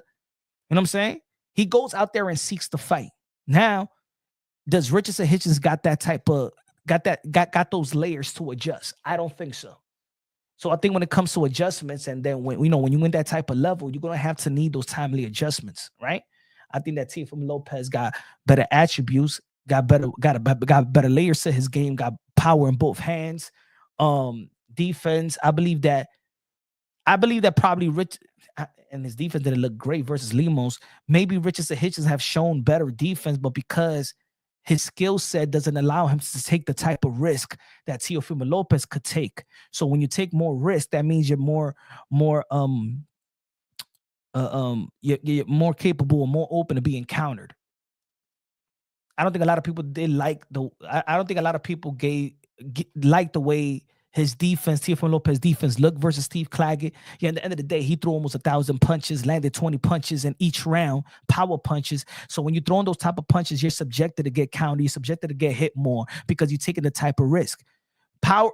Offensive fighters like a Teofimo Lopez, they're more subjected to get hit because they're throwing punches and they're committing to those type of punches. And I don't think that Teofimo Lopez is going to respect those type of punches from Richardson Hitchins.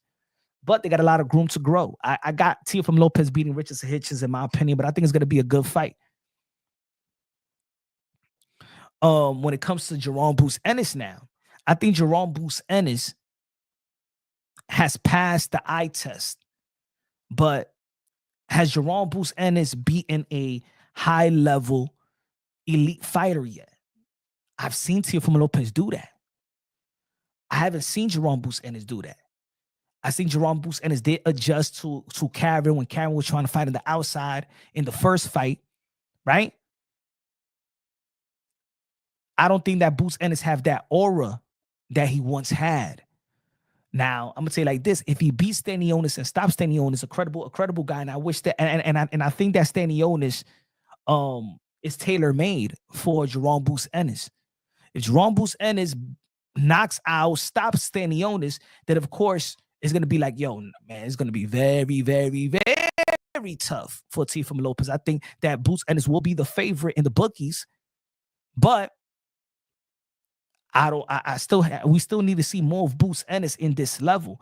I mean, I've been the one that in this community that said that Jaron Boots Ennis is the second coming of Roy Jones Jr. I said that Jaron Boots Ennis has the body and the skill set to eventually, if everything goes right, to become a 5-division world champion.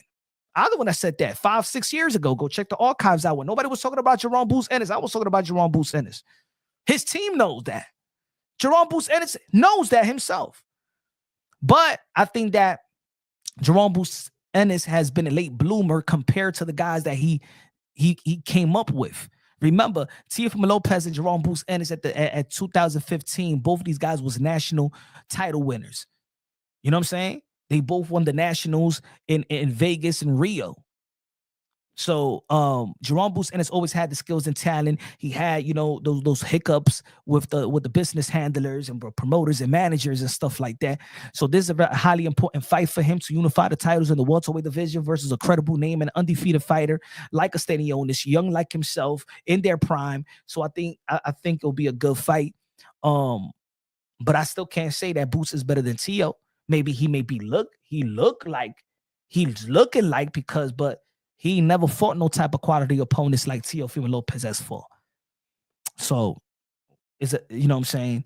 He'll be the favorite, but it's more to see. There's more to see with Boots. With me, when I talk about Boots, it's more of anticipation. It's more what I feel. But I think it's time for Boots Ennis now to show and prove. He got the skills to put everything together. You know what I'm saying? Respect to his dad, respect to his team. But now it's time for you to do. Now it's time for you to be the it factor. Now it's no more that's it. Passing in the eye test. We already know you look good. Now you could be great. Now it's time for you to be great.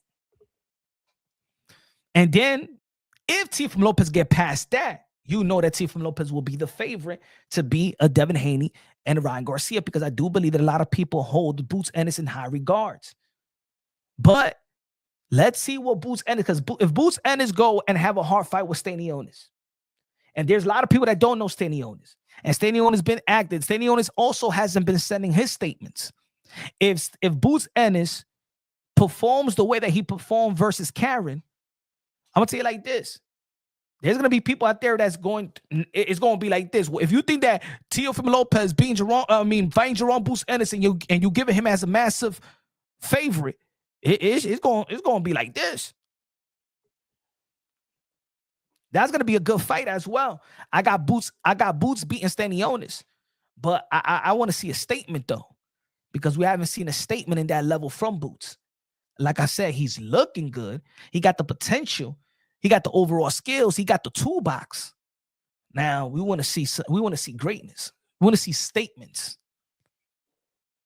Joshua Cotto said, "Man, hey yo, Africa ain't doing nothing to Teo." I don't think he got the layers to beat Teo. If Teofimo Lopez shows up like we all know he shows up when the lights is bright, I don't think he got the layers to adjust. He got the skills to compete, of course. I think it's going to be a good fight. I think it's going to, young fighters, they know each other. They know of each other. Also, Hitchins and Hitchins has come from the same class, and that's the beauty of it, that they come from the same class. You know what I'm saying? They both in their prime, both Brooklyn ties. I think it's going to be a great fight. I hope this fight happens in New York. Teofimo Lopez, I don't know if that fight, to be honest, if Stanionis beat Boots, even though I could see an upset though. I could see Stanionis an upset win versus Boots. Of course, I got Boots beating Stanionis, but I could see an upset also because Stanionis is good. I just feel like he's just tailor made for Jaron Boots Ennis. I think that Jaron Boots Ennis is gonna tee off on him.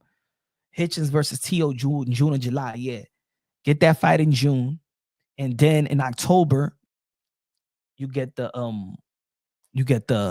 T.O. versus Boots. D-Melo Cosmic in the building. What's good, man? D-Melo.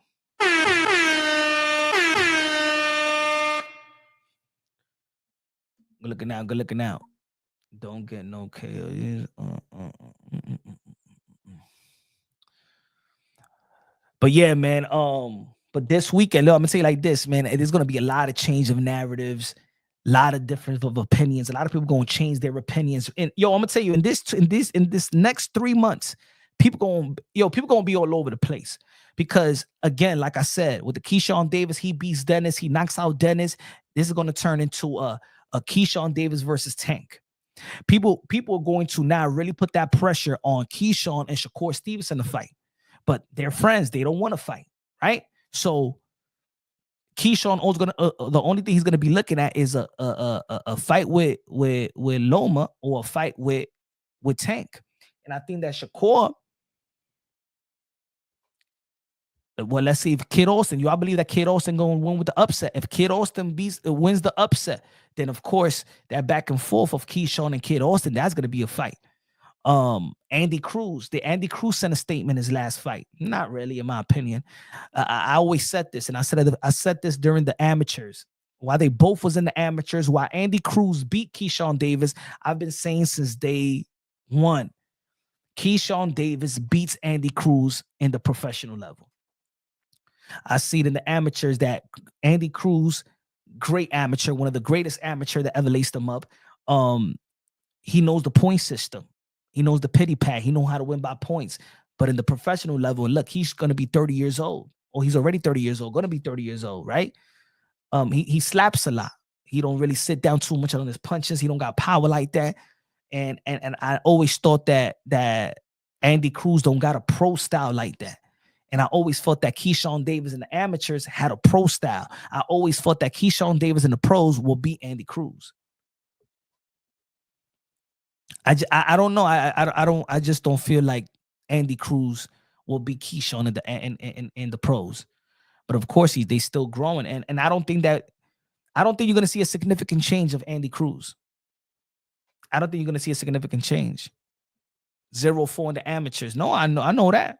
But it was close. I even think that the third fight was actually a robbery. I actually thought the third fight, Keyshawn Davis won, beat Andy Cruz in the third fight with body shots, in which I believe that, in the amateurs, they really don't count the body shots like that. They count the headshots more. But Andy Cruz does a lot of pity pat. And the pros, I know that's not going to be working.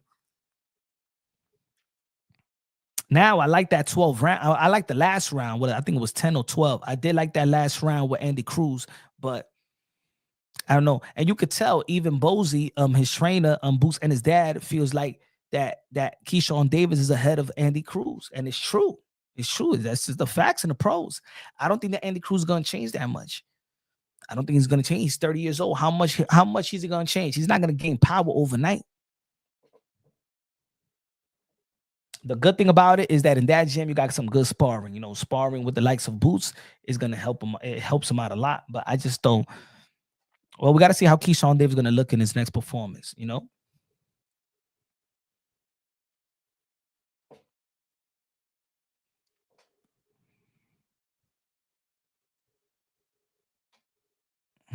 He said, why the hate on Bud? Just because I feel like there's a fight that is a fantasy fight, that doesn't mean I think that Inoue versus Tank is a fantasy fight. Does that mean that I hate Inoue? Does that mean that I hate Tank? If I say Inoue versus Vasily Lomachenko is a fantasy fight, does that mean I hate Inoue? And y'all know I'm a fan of Inoue. No, it's just a fantasy fight. That's it. If you tell me, when people were saying Floyd Mayweather versus Triple G, I said it's a fantasy fight, man. Now y'all desperate. Now y'all desperate to see Floyd Mayweather just get beaten and lose. Now y'all want him to go to the middleweight division and face Triple G. Ain't nobody was saying Floyd Mayweather should move 3 division up and face Andre Ward. Did we ever hear that? The best Floyd Mayweather after being Manny Pacquiao. Did we hear after Manny Pacquiao, hey, yo, we want Floyd Mayweather to go fight Andre Ward? No. Does that mean I hate Floyd Mayweather if I don't want to see Floyd Mayweather fight Andre Ward? Come on now. Y'all bugging the F out, man. There's so many fights in the sport of boxing. You know, I'm gonna say it like this: the people that's asking for Boots versus Canelo is because y'all not real hardcore boxing fans. It's because y'all don't know names. Y'all don't know enough. So the only name that people bring up is Bud and Canelo. I heard of Bud. Yeah, he beat Earl Spence, and Canelo, I know Canelo. So yeah, I mean, I don't know too many names. Who's at 154 again? Who's from Dura? Who's Charlo? I haven't seen I don't know. Raps on Boxing Now is the voice of the UK, London, bro. Say, yo, Inoue is been getting easy touches of late. Well, the easy touches of late is, first, he's a 4-division champion, 2-division undisputed world champion, became a 2-division undisputed champion in the span of 12 months. Just like every great fighter in the history of the sport of boxing has gotten easy touches. Yes, guys, Roberto Duran had easy touches. Yes, guys, Hagler had easy touches. Yes, Julio Cesar Chavez, when he went back to Mexico to fight and had 100,000 plus, yes, they get easy touches. Every fighter in the history of the sport of boxing, easy touches. Doesn't mean that you're less any greater. In the end of the day, is a career. And his last fight was actually because the fighter that he was supposed to fight, Sam Goodman, was injured or sick. That's the reason why. Now, he could easily say, you know what, I'm not going to fight. But at least he brought a show and went to fight a guy that came in 2 weeks, 2 week span, 1 week and a half or something like that. And still, now, because Inoue is getting all this love and credit, now Inoue is not fighting anybody. But why not Inoue come to America and fight Tank? Now is the hate. Why are we bringing? And that's why, hey, yo, Inoue, don't come to America because it's just the energy for you to be hated. Don't come to the West. Stay out there in Japan and make your money. So Eddie Hearn, talking about that, Eddie Hearn says, why should Inoue get to duck his mandatory 3 times? His resume is pretty-ish. Inoue is very disappointed as a champion. Inoue, time to be taken out of the pound-for-pound list. How is him being disappointed as a champion? But Eddie Hearn, you had even Juan Francisco Estrada that wasn't even active. He wasn't even active. Juan Francisco Estrada was still in a lot of people's pound-for-pound list while he was inactive. You never said to your fighter that, you know what, they should take a Juan Francisco Estrada out the pound-for-pound list. Eddie Hearn ain't say that.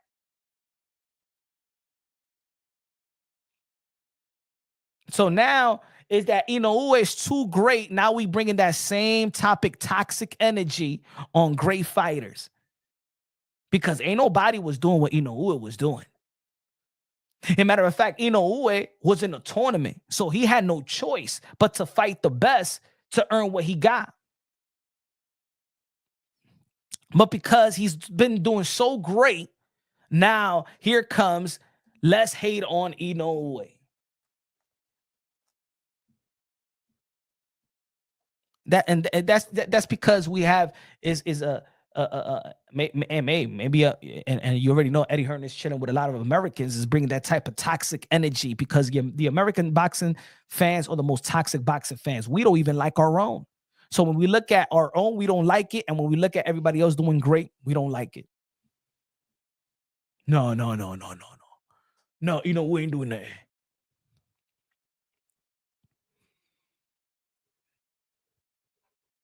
But we only talk one side of the shit. Hell yeah, he did. I like that. Yeah, he loves the sport. Yeah, shout out to Naoya Inoue, man, doing great things. No reason to hate a guy like that. At 30 years old, he's a 4-division world champion. At 30 years old, he's a 4-division world champion, 2-division undisputed. Was in the Muhammad Ali tournament, has been defending his title, has been defending world champion his title since his 6th fight. Since his 6th fight. Been in championship fights since his 6th fight. Y'all getting bored, bro. Y'all getting bored with greatness. That's what it is. It's just like with Canelo Alvarez. People are just getting bored with greatness. You know what I'm saying? They're just getting bored with greatness. Because we all know in that division, who's going to beat Inoue? At 122, who beats Inoue? At 126, who you got beating Inoue? At 126, who y'all got beating Inoue? So at the end of the day, he's never going to fight nobody. What y'all want Inoue to do is fight somebody that you know that is a relevant name, a high-profile name, because it's a high-profile name. That doesn't mean that they are the best. It's because you guys don't follow the smaller division. So you guys are just thinking who he's fought. No, it's because you don't follow boxing. That's what it is. It's because y'all don't follow boxing. That's why they be like, who's Top Lap? Who's Rodriguez? Who, Nonito Donaire was old, but Nonito Donaire wasn't old when he beat O'Bali.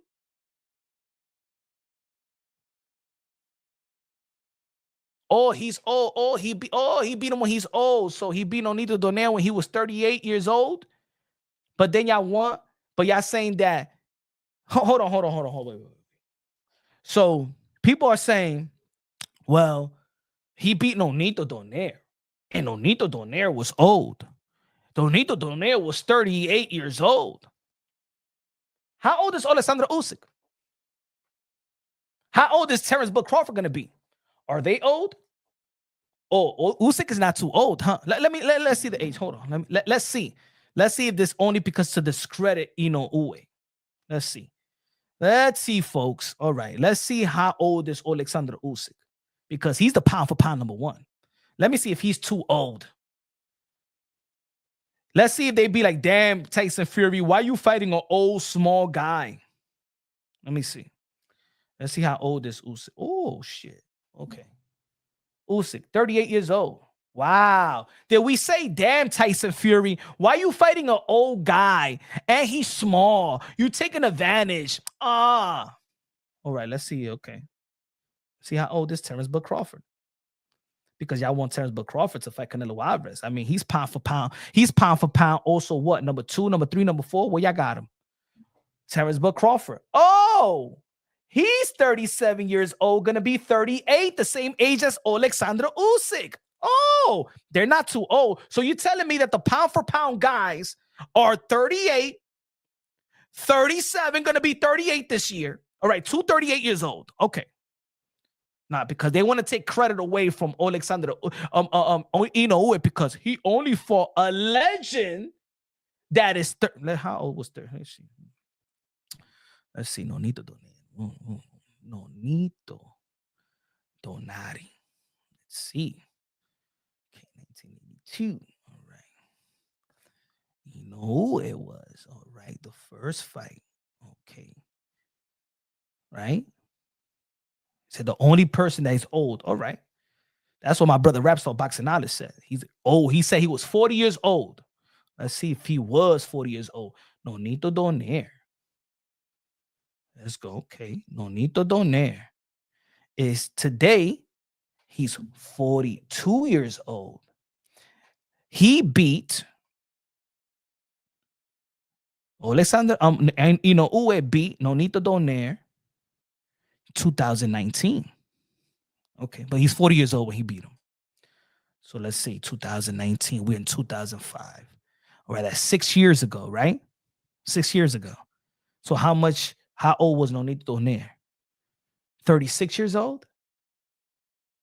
Oh, but he's old. So Inoue doesn't get credit for being a legendary fighter that came off a great victory, that went to the finale in the tournament, but he don't get credit for Nonito Donaire. He don't get credit for that.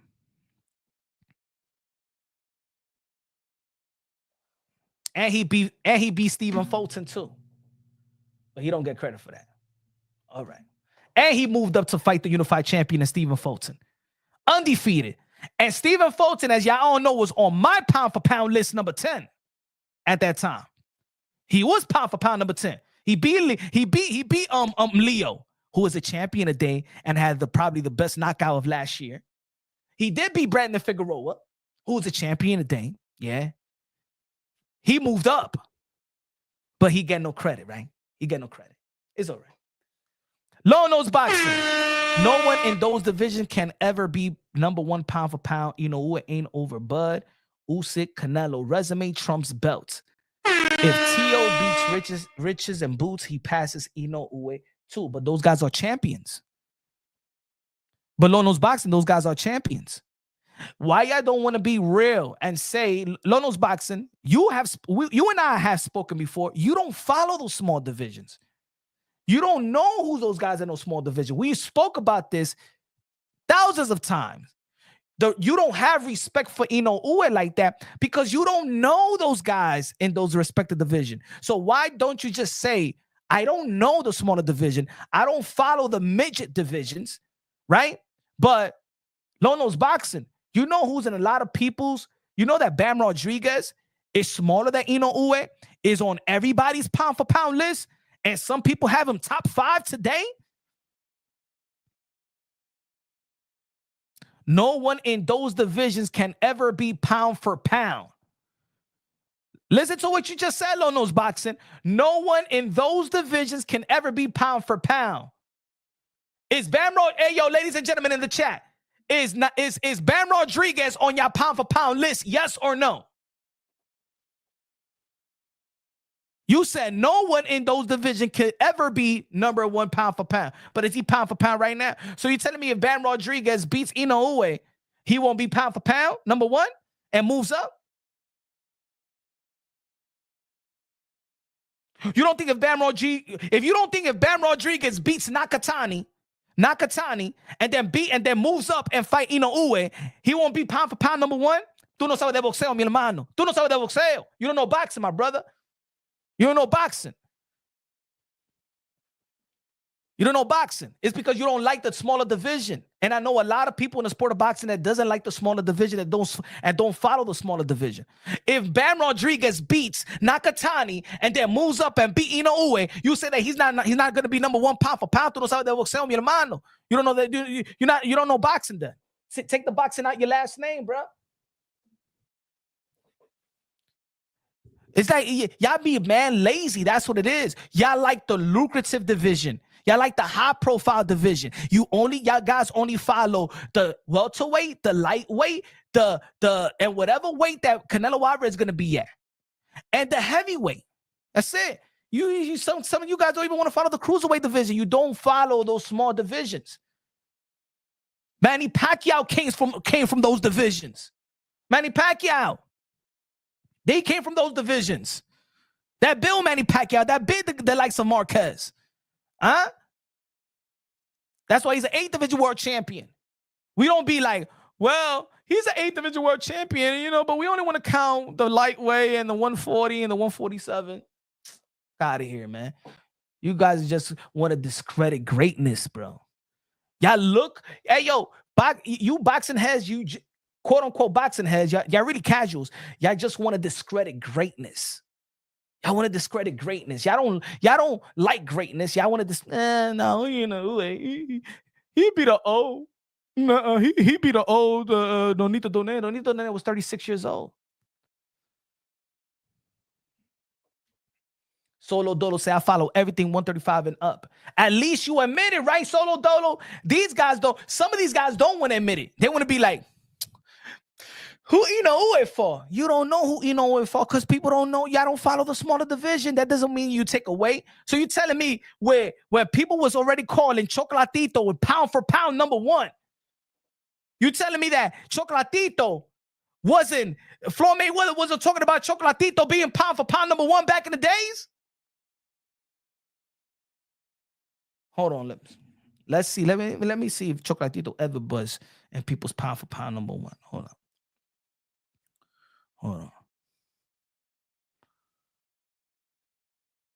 Let me see. Let's see any credible pound. Let's see. Let's see if he was any credible pound for pound list. Let's see. Let me see. 2015. Let me see. Let's see. Hey, yo, Lono's boxing. Wait, espera, mi gente, mira este tigre. Hey, ladies and gentlemen, he said Chocolatito was never pound for pound for me. We had war around it. Okay. Uh-oh.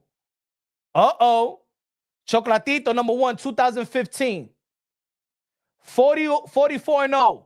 38 KOs. All right, let's move up. Triple G, number 2. Manny Pacquiao, number 3. Rigondeaux, number 4. Pera. 5, Andre Ward. Kovalev, number 6. Timothy Bradley, 7. 8, Klitschko. Miguel Cotto. Canelo Alvarez. ¿Qué tú estás hablando? Tigre, you don't know boxing. You don't know boxing because you don't follow the smaller division. Chocolatito was the man, bro. What you talking about, bro? Chocolatito was the man. You don't know boxing, bro. Just keep it real and say that you don't follow the smaller division, bro. No te hagas que you a boxing fan. You're not a boxing fan. You only follow the lightweight division and the welterweight division. You only know Bud Crawford, Earl Spence, Keith Thurman, and Charlo, the Charlo brothers, Earl, Cervante Tank Davis, Teofimo Lopez, Devin Haney. You're casual, my brother. No venga con esa vaina. Dike, Chocolatito was never pound for pound number 1. You don't know who Chocolatito is? Roman Gonzalez? Hey, yo, my brother. Hey, yo, how about you stop talking boxing for the whole month, bro, and just educate yourself, bro? Yo, bro, Lono's boxing, brother. Yo, I'm very disappointed in you, bro. I'm highly disappointed in you. I'm highly disappointed in you, bro.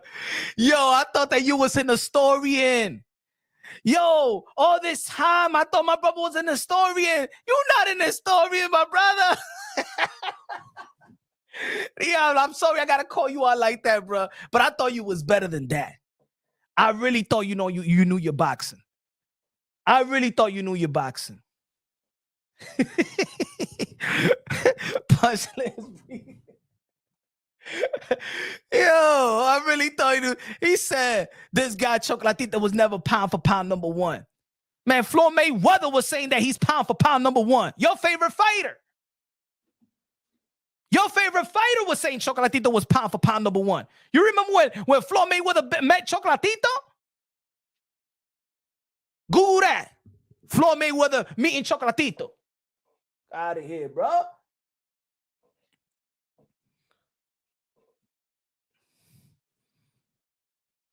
Low doesn't, man. Oh, get out of here, bro. You don't know your boxing, baby. Hell yeah, bro. Pause, but hell yeah, everybody was rooting for Chocolatito, man. Chocolatito was the man, bro. Chocolatito was the man, was throwing Chocolatito was throwing 1,500 punches, bro, a whole fight.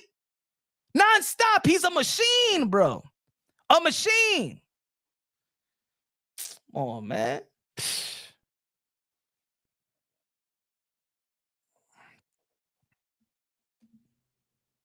And man, people still think that he beat Juan Francisco Estrada. Still. People feel like he got robbed. Este tigre está hablando, mira. Di que the Chocolatito was never pound for pound top 5. Psh, my brother. That's why y'all disrespecting Naoya Inoue. Naoya Inoue is the man, bro. Naoya Inoue is pound for pound number 2. No debates. That is certified. That is stamped right now. Alexander Usyk's number 1 and Naoya is number 2. That is stamped. Nobody could be number 2 or number 1. That is secured right now, bro. That's secured. Usyk and Inoue is secured. Now, if y'all want to put number 3 Canelo Alvarez or number 3 Bud Crawford, that could be right there. Debatable. That could be debatable right there. MAW with the $5 super chat. Said Punch Drunk Boxing, smash that like button, folks. Let's go. UK hitter said Chocolatito won both the first fight versus Estrada. I believe so, man. I believe it was, man, but those were great fights. I could see another fight. I could see another one. And ladies and gentlemen, think about this. Chocolatito may be fighting Bam Rodriguez after, I believe he needs a tune-up or something like that. If Bam Rodriguez beats Bam Rodriguez beat Chocolatito, I think that I need to see that fight. Even though that, yeah, he's a little bit older, but I got to see that fight too. I think that would be good for Bam Rodriguez too. Because the Juan Francisco Estrada stopping him was huge. Was huge. And I know it was a little bit inactive. I think if Juan Francisco Estrada was a little bit inactive, and he dropped Bam Rodriguez too. If Juan Francisco Estrada was more active going into that fight, it would have been maybe it would have been a more difficult fight. But yeah, man. But people are trying to discredit Naoya Inoue, not because his skills and nothing. That's because people don't know the smaller division. They don't want to know. They don't want to educate themselves. They don't want to take the time to know that division. You know what I'm saying? Because in all actuality, there's hardcore boxing fans that act like they're hardcore, but they're really casual. They don't follow. You know what do people follow? People follow channels. Sometimes people are too lazy that they go to their favorite channel because they work. You know, I'm not gonna say too lazy, but they don't have no time to be following boxing too much. So they do rely on people like boxing content creators like myself. But it's our job to keep it real. It's our job to say the truth. That's why I said today. That's why today, what is it? If Teofimo Lopez goes through this. Now, am I saying that it's easy? I think that Teofimo Lopez is highly capable of beating Richardson Hitchins. I think he's highly capable of beating Jaron Ennis. I think he's highly capable of beating Ryan Garcia or Devin Haney or anybody in 140 and 147-pound division. I believe that Teofimo Lopez is highly capable of beating Brian Norman Jr. I believe that he's highly capable of beating Mario Barrios. I don't see anything that is out of, you know what I'm saying? I don't think it's crazy for anyone to believe that Teofimo Lopez could beat all these guys. Ain't nothing crazy to say that. Teofimo Lopez got the goods. Teofimo Lopez got better experience than all these. As a matter of fact, Teofimo Lopez's resume, if you take out that, well, I'm not going to take it out, but I mean, put those resumes and those wins together. I think Ryan Garcia's best win was Devin Haney, which is taken out on record, but it's not taken out on people's, you know what I'm saying, noggin. I think Jaron Ennis still haven't had a statement win. And I think that Richardson Hitchins had a statement win versus Liam Paru. You know what I'm saying? Luke Campbell was a great win by Ryan Garcia. But I think that all these fights are winnable for Teofimo Lopez. He said Teo not beating Brian Norman. Brian Norman Jr., man, just had one good win, bro. Let's see more of these guys. See, the thing is, and I said this yesterday, and the thing is, people don't want to admit it. You don't have to believe. I'm not saying that.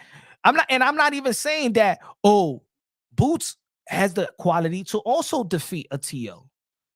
Ryan could have the quality to beat Teofimo Lopez. If he don't come prepared versus these guys, yeah, these guys could beat each other. I just have Teofimo Lopez the favor to beat all these guys.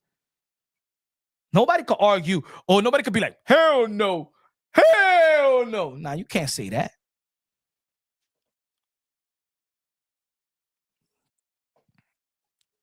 But I want to see, I want to see more of these guys. See, Teofimo Lopez,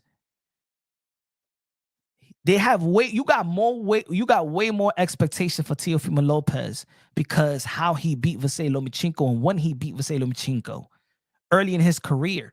So you always, any performance that's anything less than the Loma and the Josh Taylor fight, you always going to criticize Teofimo Lopez.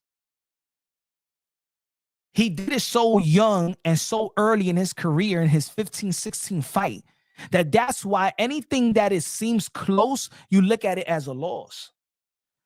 Teofimo Lopez has the most high expectations out of all these guys because he did it already.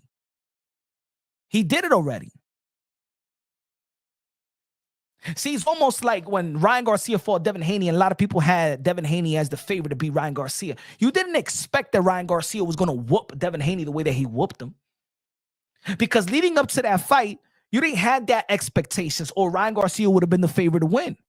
Because people saw what Devin Haney did to Regis Prograis, and people didn't even like the way that Ryan Garcia, even though that he knocked out Oscar Duarte, and I believe that Oscar Duarte should get more credit than what he deserves.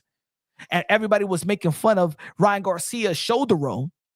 People didn't expect Ryan Garcia to beat Devin Haney, or even beat Devin Haney the way that he beat him. So y'all didn't expect nothing from Ryan. But when Teofimo Lopez steps inside a ring, you expect Teofimo Lopez. Even though that when people be like, I don't think he's going to win, you still expect more from Teofimo Lopez. So well, I put T.O.B. pound for pound number one. Pound for pound number one. Because by the time that he fights Boots, Joshua Cotto said, so where would you put T.O. if he beats Boots? That would mean that he beat Hitchins, unify the titles at 140, still the king at 140-pound division, moves up to his third division, and beat the man in Boots Ennis if he beats Stanionis, unifies the title in welterweight division. Right there puts him pound for pound number one, because that's it. His resume is too up to par. His resume is already Hall of Fame worthy. But then they're beating Hitchison in his prime, Boots in his prime, and then if he goes out there and fight the winner of Ryan Garcia and Devin Haney, come on. One more, all right. One more he's gonna have to do, and then he calls out Bud Crawford, right? Yeah. One more he's gonna have to do. One more. If Teofimo Lopez beat Hitchins, and then beats Boots, and then beats the winner of Devin Haney and Ryan Garcia, what you gonna say? Well, he gotta fight Tank, and y'all gonna believe that Tank could beat T.O. too, right? Got out of here, bro. Ain't no more to do. Oh, then he calls out Bud. Y'all still ain't gonna want to believe it. Y'all's gonna be like, nah, I think that Bud, man, he got. Please, man. Was y'all begging Boots? Boy, y'all begging Bud to fight Boots? How about if T.O. beats Boots? What you gonna have to say now? Yeah, and I would say that T.O. is better than Bud. If he goes through all these, yes, T.O. better than Bud after that. Yes. T.O. might not be, I don't know. We don't know. CC in the building. Dímelo, CC. Todos los 10 pesos a comprar comida china mañana. Have you ever heard anything about Ryan and T.O. being possible stable mates? There's a rumor that Ryan's is back with Reynoso. I heard that rumor as well. Robert Garcia said he also got told that Reynoso was training Ryan again. CC. Damn, I wish he was a member. Matter of fact, I did hear something, but I gotta CC. I did promise that I wouldn't.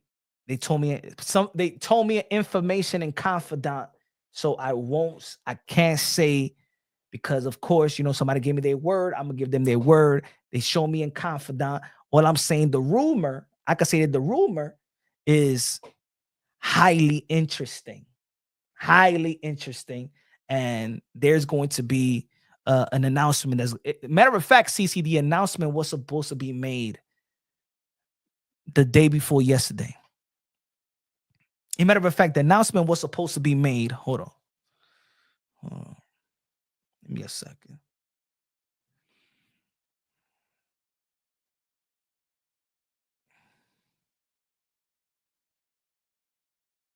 The day before yesterday. But one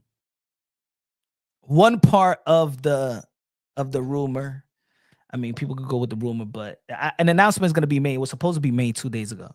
I got to put something on the membership right now. But it's good news, CC. It's good news, but you know what I'm saying? Got promise that they was going to deliver the news first. Good looking. I appreciate you. He said Bud with white. Man, he ain't doing nothing imaginable, bro. God, he ain't gonna kill nobody. You ain't gonna kill nobody. But that is going to be something that is going to be difficult if it is. If it, hey yo, CC, if it is, then I don't see how could a Ryan, and if it's true, I won't look, I'm gonna say it like this. I'm not gonna say if it's true. If that was to occur, the rumor that CC posted, if that was to occur, I will not be surprised and I won't be mad. I wouldn't be disappointed, even though that I'm happy that Teofimo Lopez is with Eddie Reynoso. I wouldn't be disappointed if Teofimo Lopez says, you know what, maybe it's not the right time for me to train with you. If what CC rumor is, the CC rumor, the rumor that CC has brought to the chat table, if that rumor is true, I wouldn't be disappointed if Teofimo Lopez pulls out of working with Eddie at the moment, because there could be a possible fight between Ryan and Teo. He said,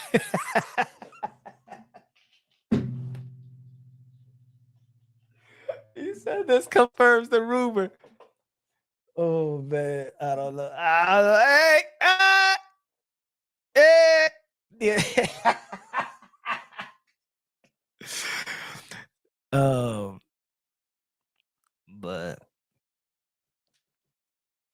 But great. It's great news. Great news. But let me ask y'all a question though. If y'all were Eddie Reynoso though, who would you want him to work with more, Teo or Ryan? If you was Eddie Reynoso, you have to pick one fighter to work with. Who would it be, Teo or Ryan?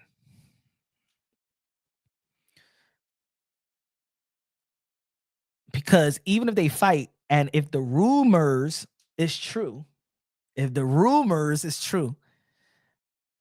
AC said Poe, if the rumor is true, then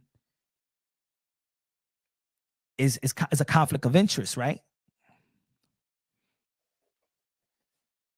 Louis James says Teo. If you was Eddie Reynoso, if Eddie Reynoso has to pick one fighter, either Ryan Garcia or Teofimo Lopez to work with, who would you want Eddie Reynoso to work with? I mean, we've seen them already with Ryan Garcia, right? And Ryan and Eddie Reynoso never had an issue together. It wasn't really an issue. It was that he was going through some ish. You know what I'm saying? I don't know. You know, because maybe I don't know. Maybe Eddie Reynoso was also looking forward to managing maybe Teo. I don't know. I'm just putting things out there, right? We all know that Eddie Reynoso is also a manager and a trainer, right? To Canelo-Benavidez, but Teofimo Lopez signed with a new manager did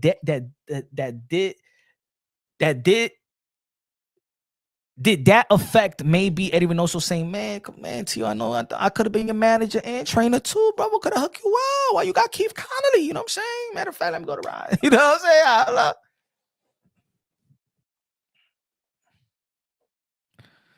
saying? Low nose back. Teo. I think I would rather have him with Teo, just because we already seen the Ryan Garcia and Eddie Reynoso, and they did have a great win with the Luke Campbell one, right?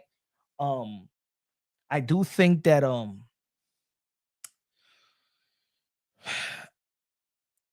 I do like Eddie Reynoso, but also let's not also neglect the fact that, you know, that Eddie Reynoso also has some fighters that left him. You know what I'm saying? He wasn't ready to he wasn't prepared or had the time for virtual tees, right? And I think that would have been a great collaboration right there, Eddie Reynoso and virtual tees.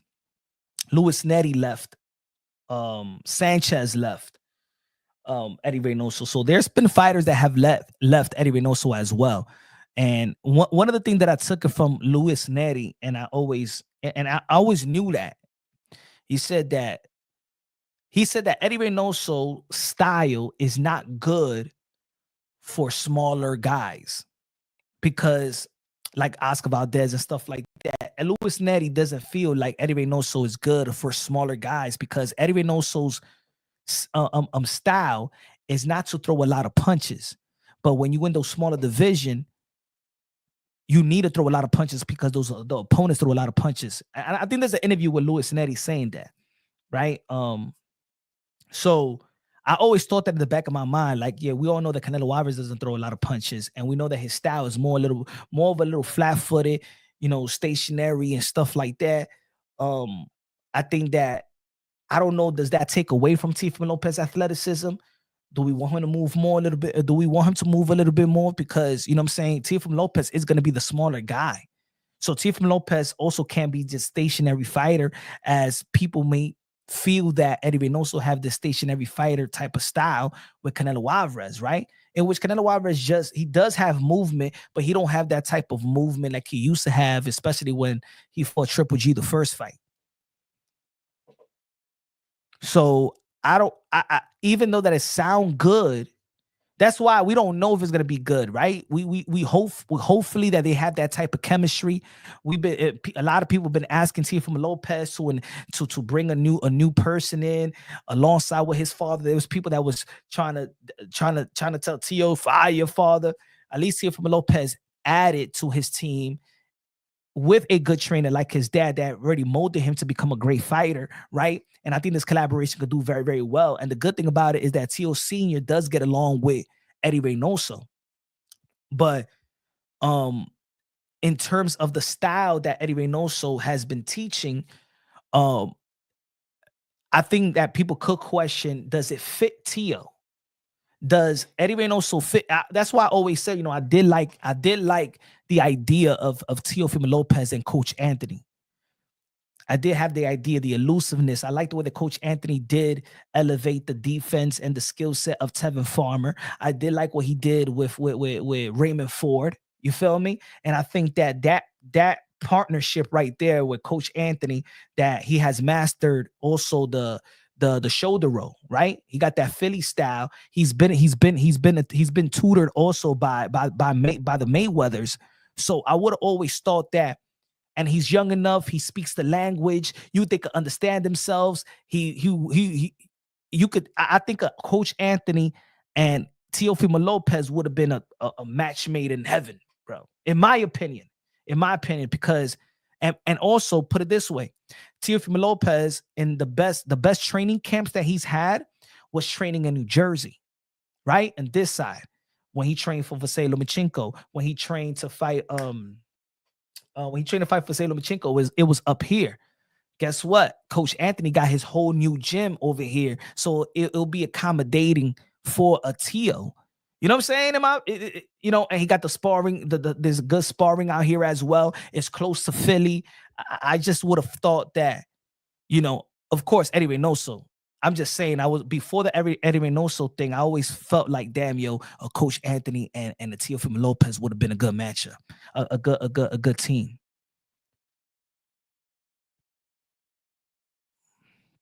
Ben Davison and Teo. I still would have said I still would have said Coach Anthony, because he helped become Tevin Farmer a champion, and he helped Raymond Ford become a champion. You know what I'm saying? I like that is because, you know why? Because Teo was young and Coach Anthony was young, and they could have built into this. You know what I'm saying? Coach Anthony deals with amateurs. He got fighters that wins the national Golden Gloves and stuff like that. I just would have thought that you don't need to pick a guy that is highly, highly busy. You know what I'm saying? Like the reason why Eddie Reynoso and Virgil Ortiz couldn't work, it was because he was busy. So when Virgil Ortiz was in the gym for 3 weeks in San Diego, Eddie Reynoso barely showed up. Joey Gamache did a good job with Teo. Yes, but Joey Gamache did a good job with Teo versus Vasily Lomachenko, because Joey Gamache used to be in the corner and was helping Vasily Lomachenko. So that doesn't mean that Joey Gamache was the guy throughout the career of Teofimo Lopez. He was a plus to prepare Teofimo Lopez for the likes of Vasily Lomachenko, because he used to work with Vasily Lomachenko.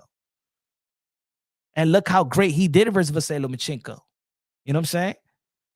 But also, you got to credit the father. Like, it's good to say with Joey Gamache, his father, I've seen Teofimo Lopez Sr. in the gym. He's a hands-on trainer. Teofimo Lopez Sr. be watching film, be watching boxing all day long. He studies all day. Don't let the crazy man fool you. The crazy image fool you. That dude, that dude is a hands-on trainer, bro. He's not Bill Haney. I'm telling you right now, Teofimo Lopez Sr. is not Bill Haney. Bill Haney is not a hands-on trainer. Bill Haney hires trainers for his son, and he's more like a coordinator. Teofimo Lopez Sr. is hands-on with Teo.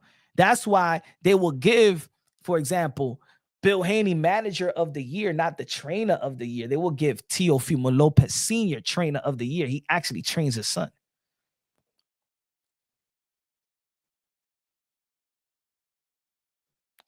Floyd Sr. is too old.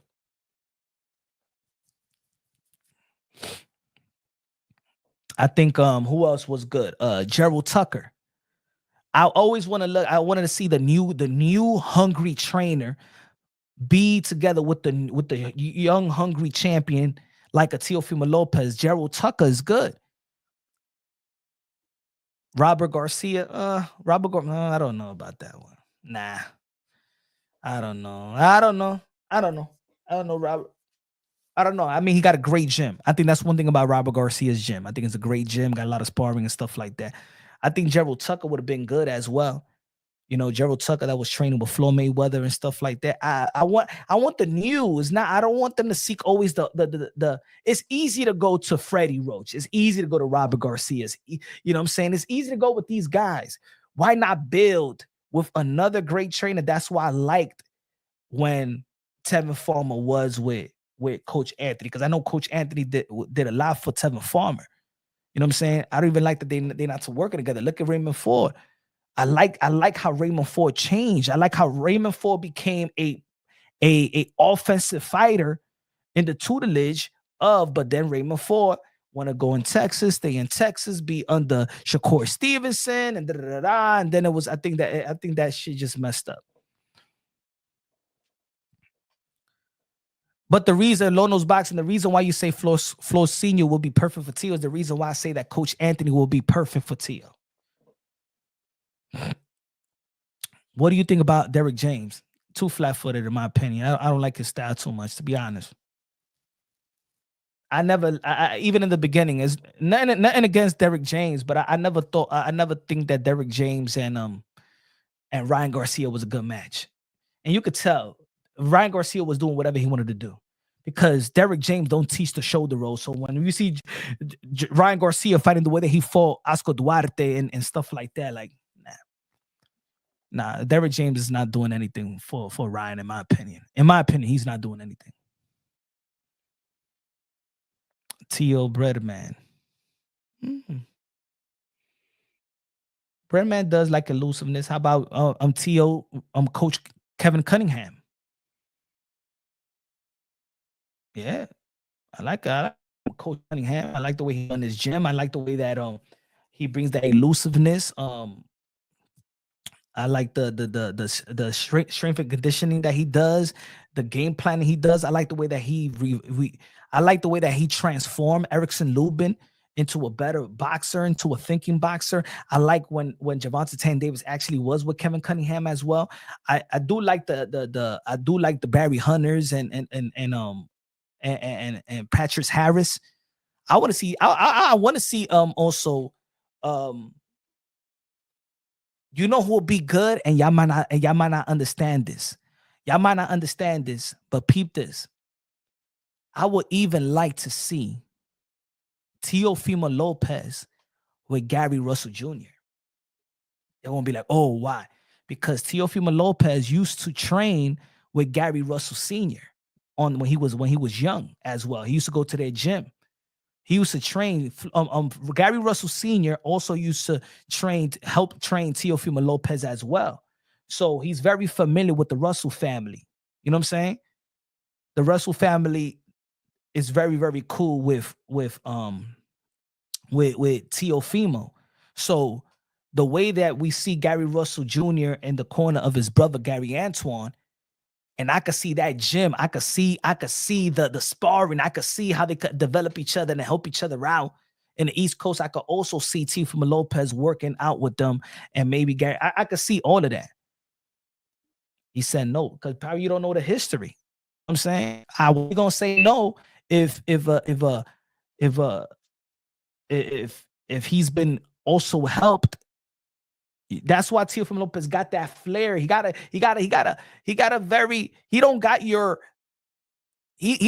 that. He got a different style. You know what I'm saying? Speaking of the Russells, who you got? Rayo versus Russell. I got Russell. I got Russell, man. Así mismito, dile, Steven. He said, how about train with Punch? Yeah, man, Teofimo Lopez and Punch run boxing. Me in the corner, the second-hand coach. Javier Centeno. Nah. Nah. I don't like that one. Nah. Centeno really comes from the MMA world. I like Centeno where he could. If you develop by Centeno, you know what I'm saying. I like the way he be coaching my homegirl Christina Cruz, the Xander Zayas, and you know he did develop. He did good with George Camboso. But I think that also George Camboso was more because he used to train with Manny Pacquiao and spar Manny Pacquiao. You know what I'm saying? That I think that helped out George Camboso leading up to the fight with Teofimo Lopez.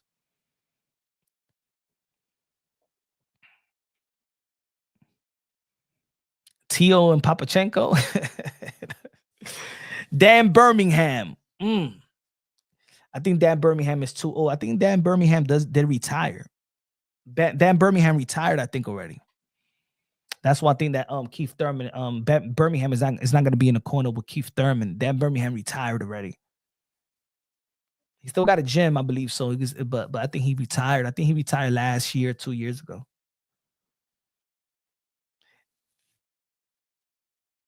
Reynoso, Joey Gamache.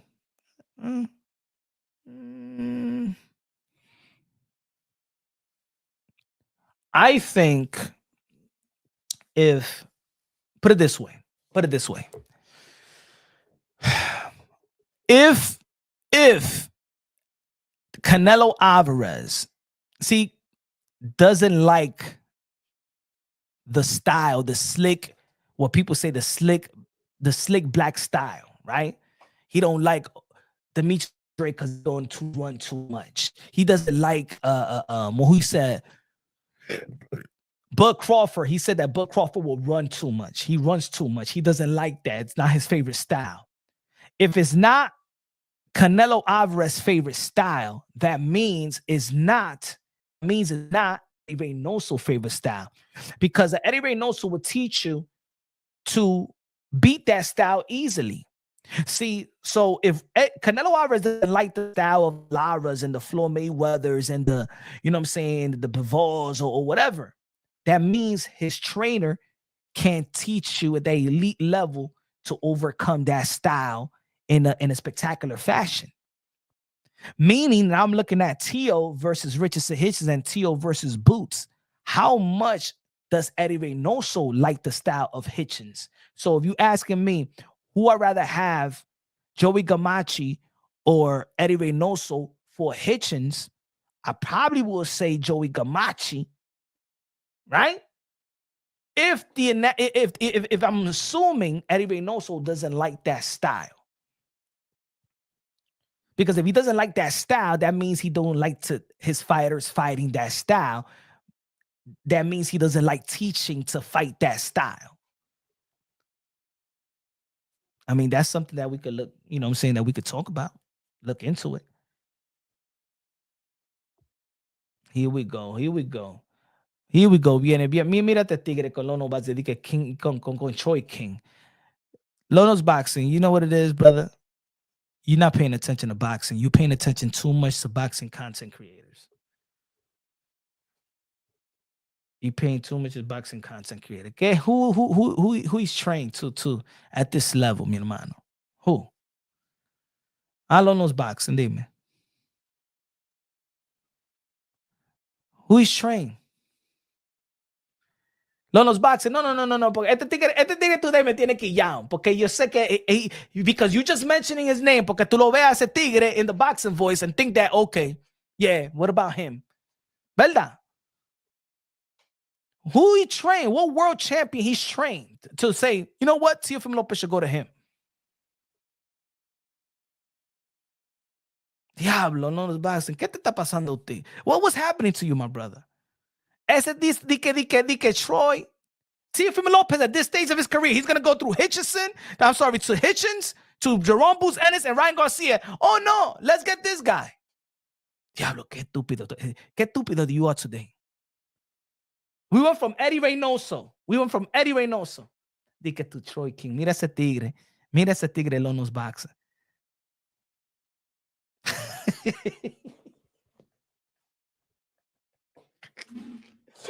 Yo, my brother. Yo. What's going on with you, yo? Hey, yo, take a break. Take a break of watching the boxing voice in the mornings. Just take a break. All right? Take a break. Focus on your channel, my brother. Deja ese tigre quieto.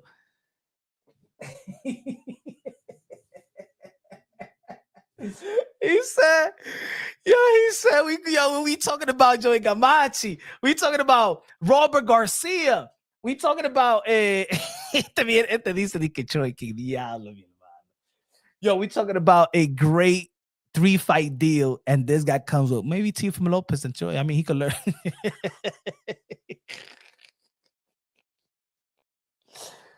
Oh my God, bro. Que yo voy a hacer con mi amigo Lonos Boxing, man. He said he's gonna use the drunken style. But yo, my brothers, let me know if I'm gonna ask the last question. If Teofimo Lopez goes through this 3-fight deal, pulls the hat trick, where would you have Teofimo Lopez in your pound for pound list? And will he be the best fighter of this generation, hands down? If Teofimo Lopez beat Hitchins, become unified champion at 140, he's already the lineal champion. Beat Jaron Ennis in the welterweight division, become a 3-division world champion. Yo, right there, Teofimo Lopez had a better run at 135, better than Bud. Had a better run at 140 pounds, better than Bud. And at 147, not better than Bud at 147 because he beat Earl Spence, he beat Sean Porter, he beat, you know what I'm saying? But it will be just as impressive because I'm gonna say like this: when Bud beat Earl Spence, the second guy was Jaron Boots, and the second guy that people was respecting as, yo, but we want to see the winner of Earl Spence and Bud. We want to see them fight Boots. So people highly respect Boots. People believe that Boots was in that level of the Earl Spence and Bud.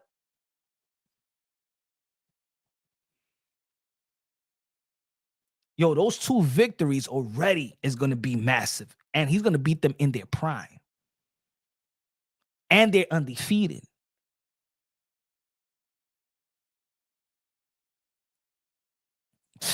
And both of them are coming. And Richardson Hitchins is coming off his best win. Is the second most respectable win at 140 of late, outside of T.O. beating Josh Taylor. Richardson Hitchins beating Liam Paru is the second best win at 140. Is the second best win at 140 outside of T.O. beating Josh Taylor.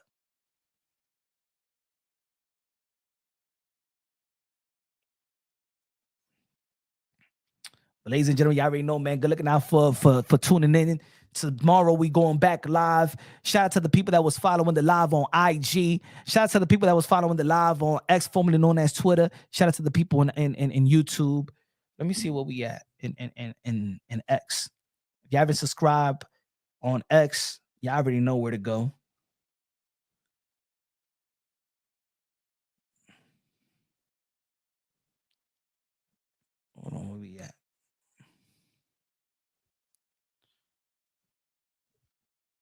Everybody in the chat, man. Love y'all. God bless. Y'all already know the slogan.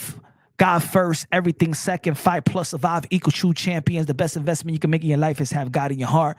Y'all already know it's Punch Drunk Boxing, aka Mr. Moonshine. Love y'all. God bless. And on to the next.